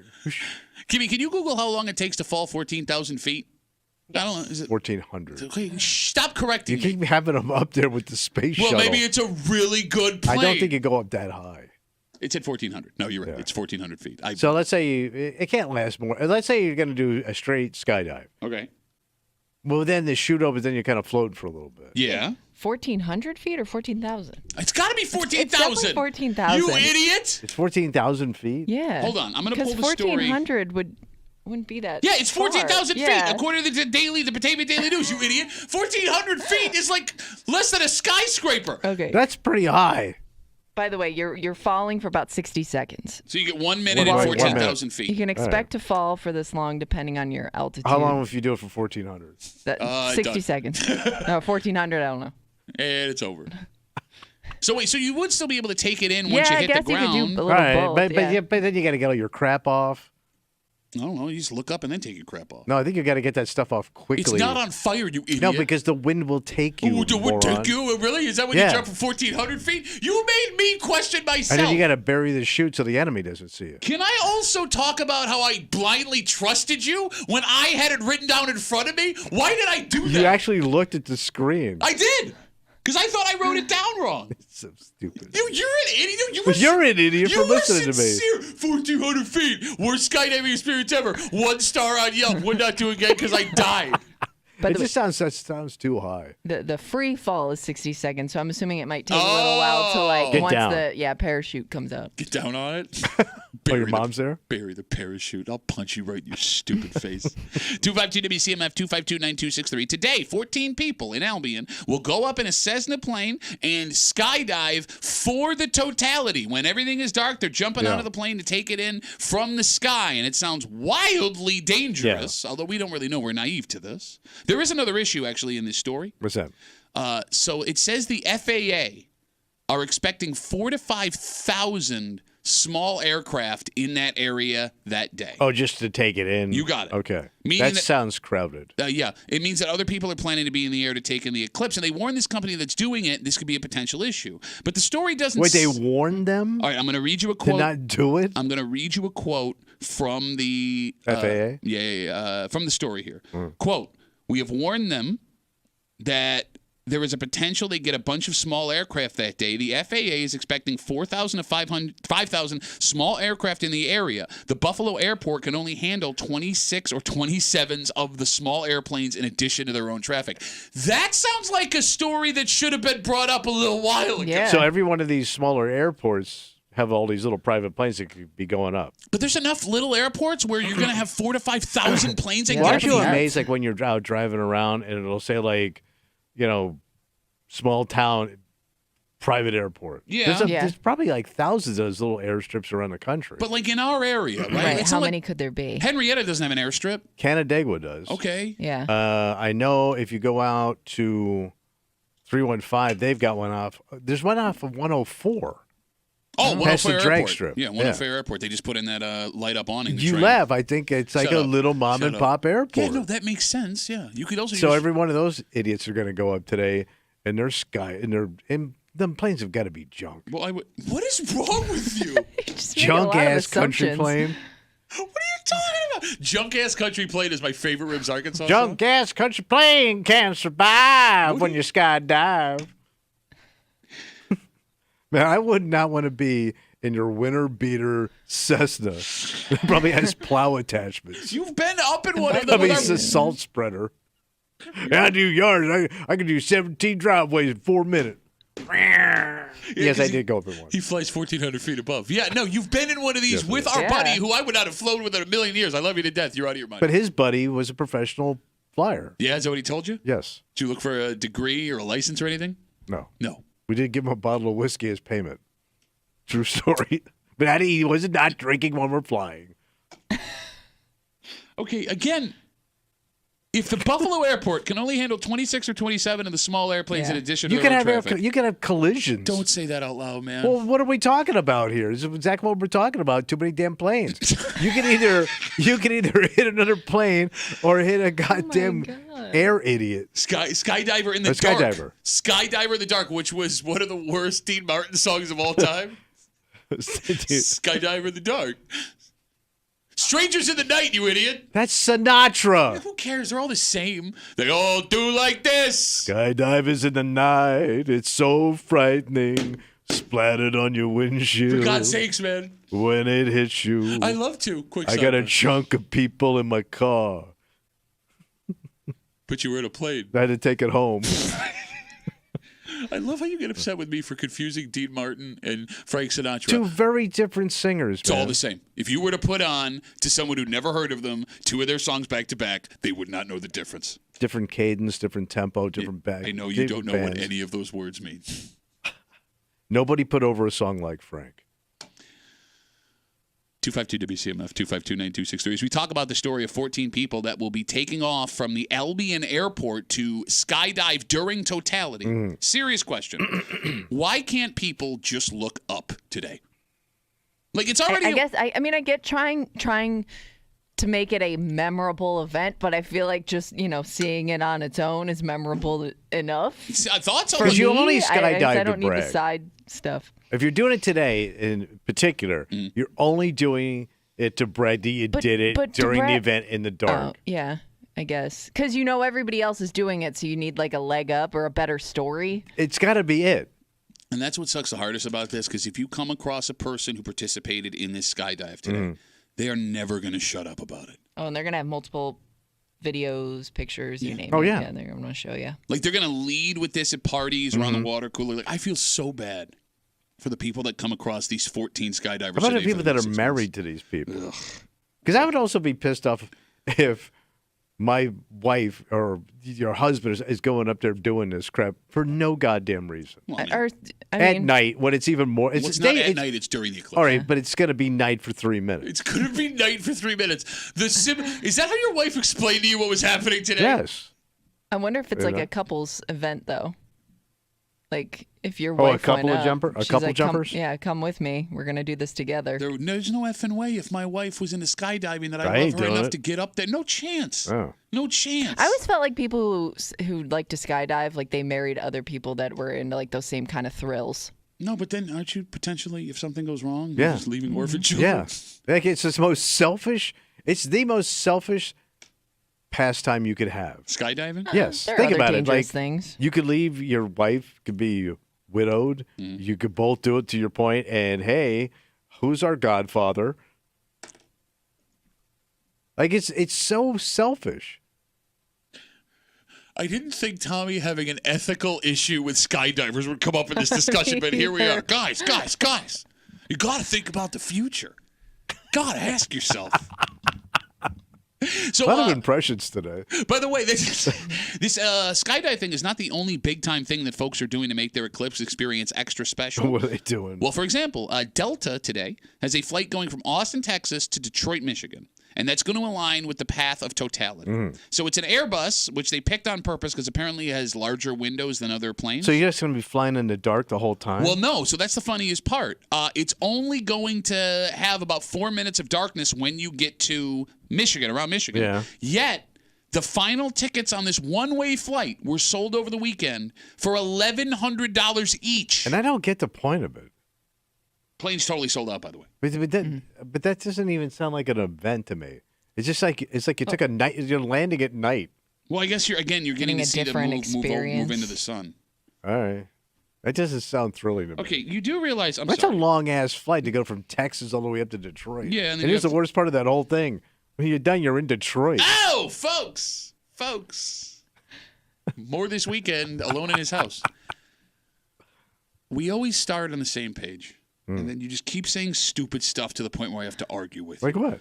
You do realize today it's not like you're just going to walk outside, it's going to be dark and then light again. Like there's going to be, you're going to watch the moon. There's gonna be like a The dimmer movement. switch. No, what I'm saying is there will be things in the sky for you to look at that are unique. That's what's happened. That's what people want to see. The fact that it gets dark is cool and everything. What am I gonna see like pre-dark?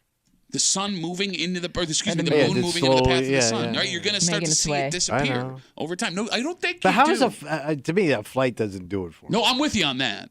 Like you spend $1,200 To fly around the eclipse or through the eclipse. for 4 minutes. Yeah. 4 Right. minutes of The totality. same thing I'm gonna get standing in my yard. That's $400 a minute. Right. It's the worst sex hotline ever. And I don't know. I guess this discussion might shine a light on what will be the worst part of tomorrow and the rest of the week. Oh, the eclipse hangover. Well, like when you go into work, yeah, or you take your kid to soccer practice or whatever, you're going to talk to your friends and family, and everyone is going to want to tell you about what they did. But you all had the same effing story. Well, maybe not. I mean, the odds are you're right. You're probably not going to run into a skydiver or someone Right. that was on this So Delta you're all flight. going to be trying to like one up each other with nothing. It's not like you went and did something unique. We were all going to do this unique thing together. Well, I guess if everybody's going to like a different event put on by whoever, you're gonna talk about that. But I'm guessing Talk- most people, if they're going to take this in, are going to take it in around their house for the most part, right? Yeah. So you walked out in your yard, you wash it, and now you're going to brag about that at work tomorrow. Well, yeah, because like your party was the coolest. Yeah. Right? Like, You and your we wife had. and your We two did- kids. We had a Blackstone, all that stuff. Oh, Blackstone douche. Kimmy, what's your husband have? He has a Blackstone. We've talked about this. And you are firing shots And in all then you directions even this go, morning. man, I want one of those. I'm a huge douche. Dying for one. Stephanie writes us on Instagram, talking about those skydivers that'll be jumping out in Albion for totality. She asked, and this is a great question, how do those glasses stay on if you're skydiving? Do you have to have like special eclipse? Well, they're not around looking them? at. No, they're not looking up. I'm guessing that they will. How? Why else would you jump if you're not looking I think you're at... taking in the experience, but how do you skydive upside down? You just turn over for a second. That's why they're wearing like the flying squirrel Watch suits. me. You ready? You ready? Yeah. Okay, I'm skydiving, and now I'm this way. Okay, try to open up your chute the wrong way. Then you flip. It'll no, eventually you get even your... You can't do that. They always show You'll get like tangled up. skydivers flipping around and doing cartwheels. They go and straight stuff down. in No, the they don't air. go straight down. It's not Yes, like you jumping do. into a pond, you As idiot. soon as you jump out of the plane, you fall in. Oh, yeah, Kimmy, I forgot. I heard that all... Like this. No, it don't work that way. Bro, you can spin go head around first. while you're skydiving. But they spin head first. Oh, my God, you're an idiot. Kimmy, did you know that all Olympic divers are also registered skydivers because that's the only way you could jump out of a plane? Well, you're such a dumbass. I want to lean back and on way back of the pilot. Yeah, you could if you wanted to. Doesn't work There's that the old way. man Yep. wave. They ain't looking at the sun. Then why else would you go I up thought then? that's the whole point. To be cool. Shut Because up. they want to be cool. Shut up. And they want to say they did this cool thing that you didn't get to do. That's all it is. So then why? It's bragging. Okay, so the wingsuit to stay up there longer, that's just to be in That's the dark the longer? biggest dick in the world Oh right my there. God, man. That is the biggest sky ass there is. Sky, yes. Guy's in his flying squirrel suit zipping around. Kimmy, What the hell is he doing? Can you Google what a skydiving suit costs? Like He's the probably air got suit? one of those stupid GoPros on his head. Well, yeah, I mean, look, if you're Yeah, so gonna, when he hits a crow, we can all see it. at 1,400 feet. Yeah. No, Hold on, let me see what the suit is called so you can look it up the right way. I'm They sorry. call them free fly jumpsuits. or Special something? skydiving jumpsuit is what 10G. they call it. No, it's not 10G. Bro, it better be 10 G's if your ass is in it and you want to live. That's an effing car. It's not a replacement for parachute. You still have a parachute. I understand. I don't think you understood But you that. can fly. You can like glide You can around. fly. I'm 10G. getting just a basic Google. It's anywhere from like $180 to $1,100. Oh, wait, no, that's close to 10G. 1,100. I ain't putting no $100 suit on thinking it's going to save my ass while I'm up. It's not. not there to save your It's ass, not. you Well, idiot. you're zipping around. Oh, my God. Right, What but the you thing- still have a parachute. Bro, what if that thing craps a bed? Then you pull the and chute. you're oh wait, I'm flying around. I'm on my bag, taking it all in. Oh yeah, I'm gonna pull the chute, but I'm in the wrong position and I'm dead. What are you talking about? You're gonna be dead. That thing craps the thing. You're not gonna have time to open That up that thing chute. craps the thing. You're gonna be upside down. What does that have to being do with the some suit? sky You just idiot trying to be cool. Like, you're already trying to do a cool thing and doing something. It's like, I'm going to buy a Harley, do a wheelie, and also eat a wedding cake at the same time. You know 3 guys that have done that. Yes. Completely unnecessary. My favorite part about the end of this break is he sounds like every grandpa trying to yell at a kid for using technology that he doesn't understand. I get the flight suit. Okay, I don't think you do. Let's take a break. There's nothing in the world that could happen anymore without conspiracy theories. True. And of course, because today involved things that a lot of people don't understand, as you just heard from this last discussion. I just broke it I down don't for know why you. you don't understand. It's a pretty basic concept, right? Of all the space things to not understand, this isn't one of them. I think I pointed some things at you weren't thinking of. You've seen these on social media. What's that? From everyone's favorite uncles across the world, the drunkles. All of these conspiracy theories that have shown up as far as the eclipse today. Okay. And I would like to share with you some of the best. Okay. And we'll do it next here in the break room on 96.5 WCMF.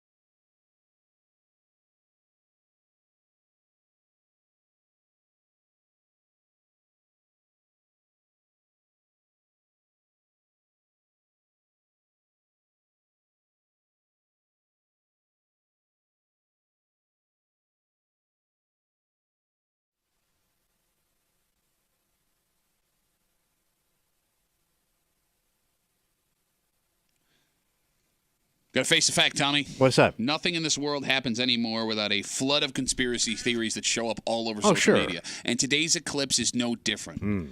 But it's what some people are saying confidently from the center of their chest that they really believe is happening today. Some of these, Tommy, they're brilliant. Okay. Brilliant in their stupidity.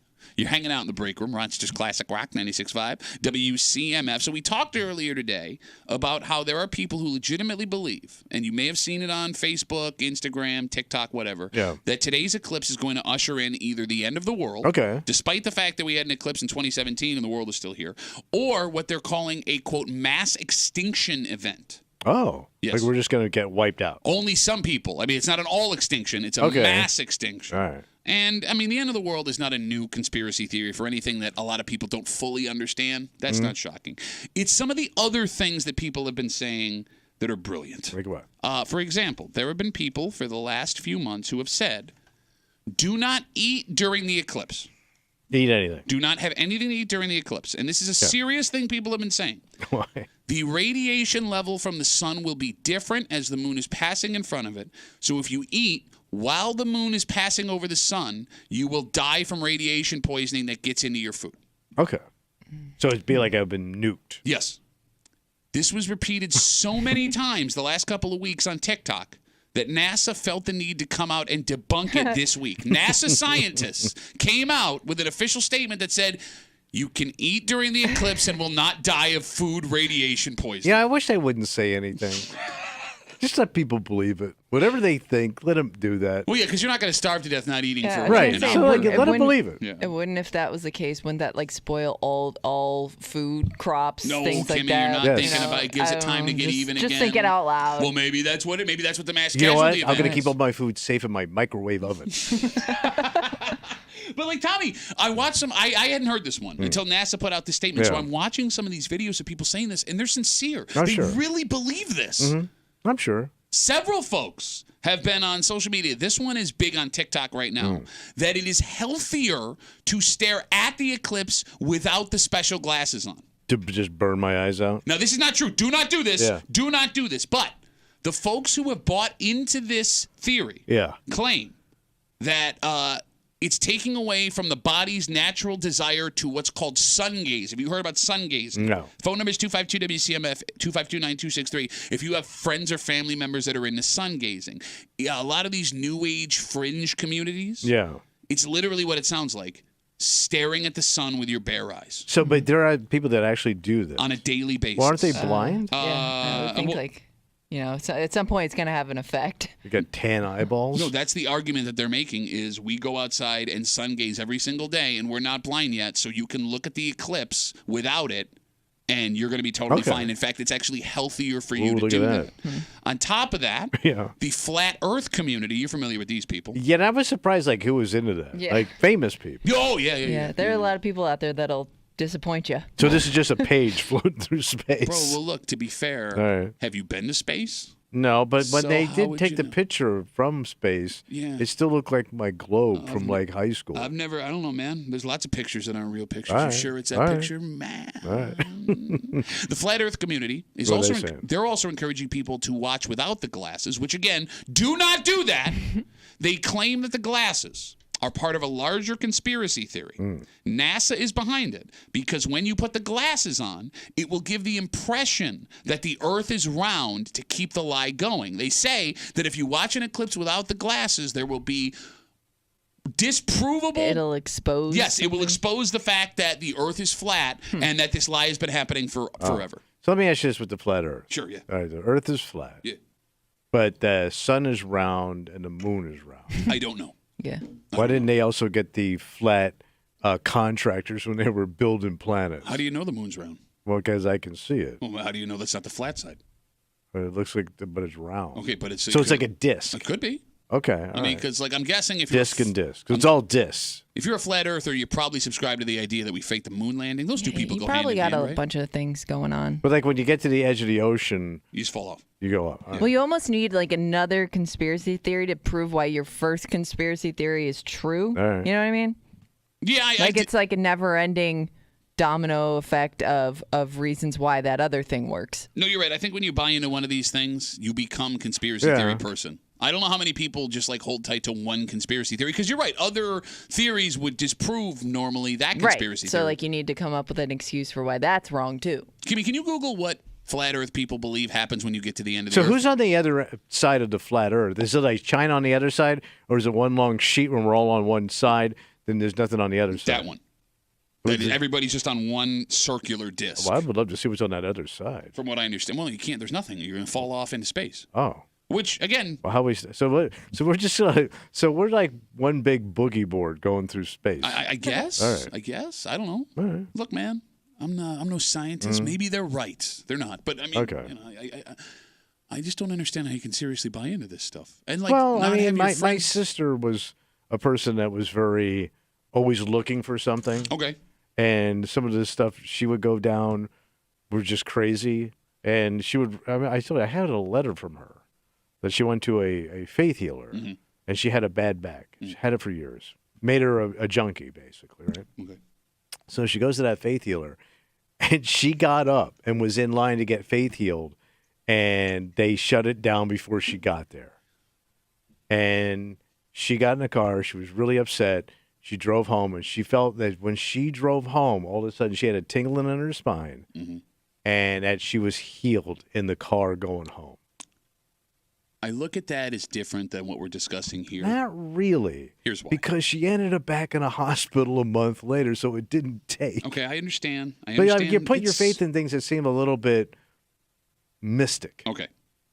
I get that it's the same thing as it didn't exist. Right. But I would also understand why a woman in your sister's situation would believe things to make her life better. But I think that's these people. Like, these people need something in their life like my sister needed. I think they're the same person. I don't know. They have this thing in their life they just can't wrap their head around normal life. They have to have some kind of badass crazy thing to believe in. 252 WCMF 252-9263. We were talking about all the craziest conspiracy theories we've seen about the eclipse today. One of them was that the world's going to end or there'll be a mass extinction event. Another one is people are saying, and again, don't do this, that you should take your glasses off during the eclipse because it's healthier for you, or you're a flat Earth person and you believe it'll expose the sun as being round. There were also ones, NASA had to come out and debunk this week. It got so popular that you cannot eat during the eclipse because the radiation level from the sun will be different and you will poison yourself. These people, to me, sound like folks who just want to sound smart, whereas your sister sounds desperate for a solution. Oh, I always thought they were the same people. It could be. Okay, so the Flat Earth Society, as they call it, like they've come up with different models for what they think the flat Earth looks like.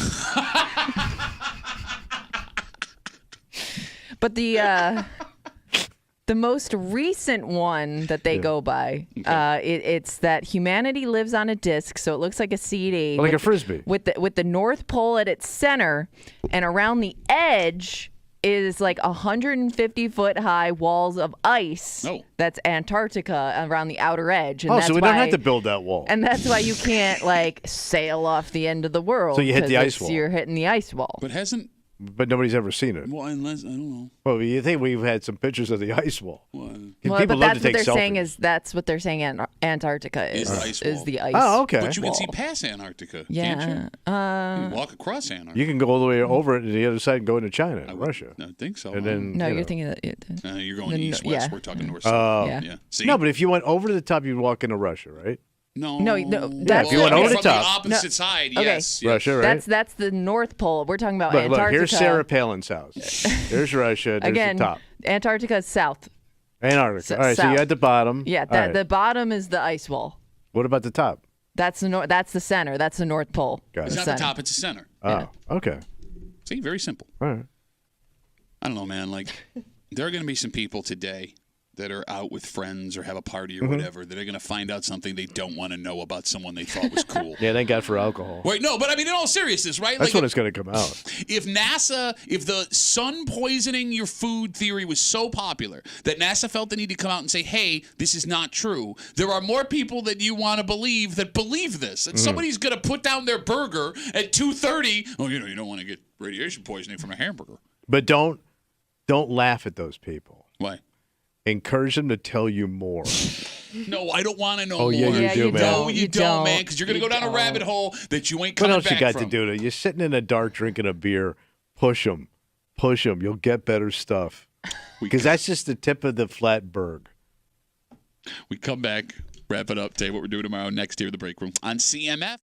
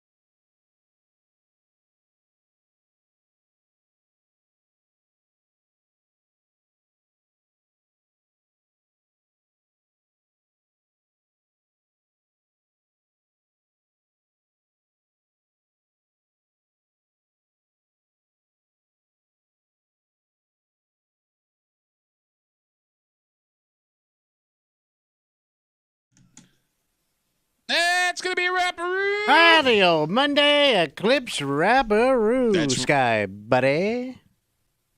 For the break room on CMF. By the way, you want to listen to Dan Hardy today. Oh, the hard man? That's right. From 3 to 7. Oh, the hard hours. That's right. First of all week he's going to have your Bruce Springsteen code word of the day. You're going to listen for that code word. Yeah. Then you're going to go to WCMF.com for your last chance with that code word to win a pair of tickets to see Bruce Springsteen and the E Street Band at JMA Wireless Dome, Syracuse, April 18th, courtesy of Live Nation. Tickets for that show are on sale right now at livenation.com. So you got that chance all week, including today, from what I understand. Yeah. But also, Dan Hardy will have your soundtrack to the eclipse. WCMF will be playing the entirety of Dark Side of the Moon for Pink Floyd. Look at that. It's going to be dark and hard this afternoon. With the eclipse and the music. Yeah, no, I got you. I'm going to talk to Kimmy now. Yeah. You don't get a better soundtrack to this eclipse than Pink Floyd, it was written Dark Side of the Moon. Yeah. And it was written for it.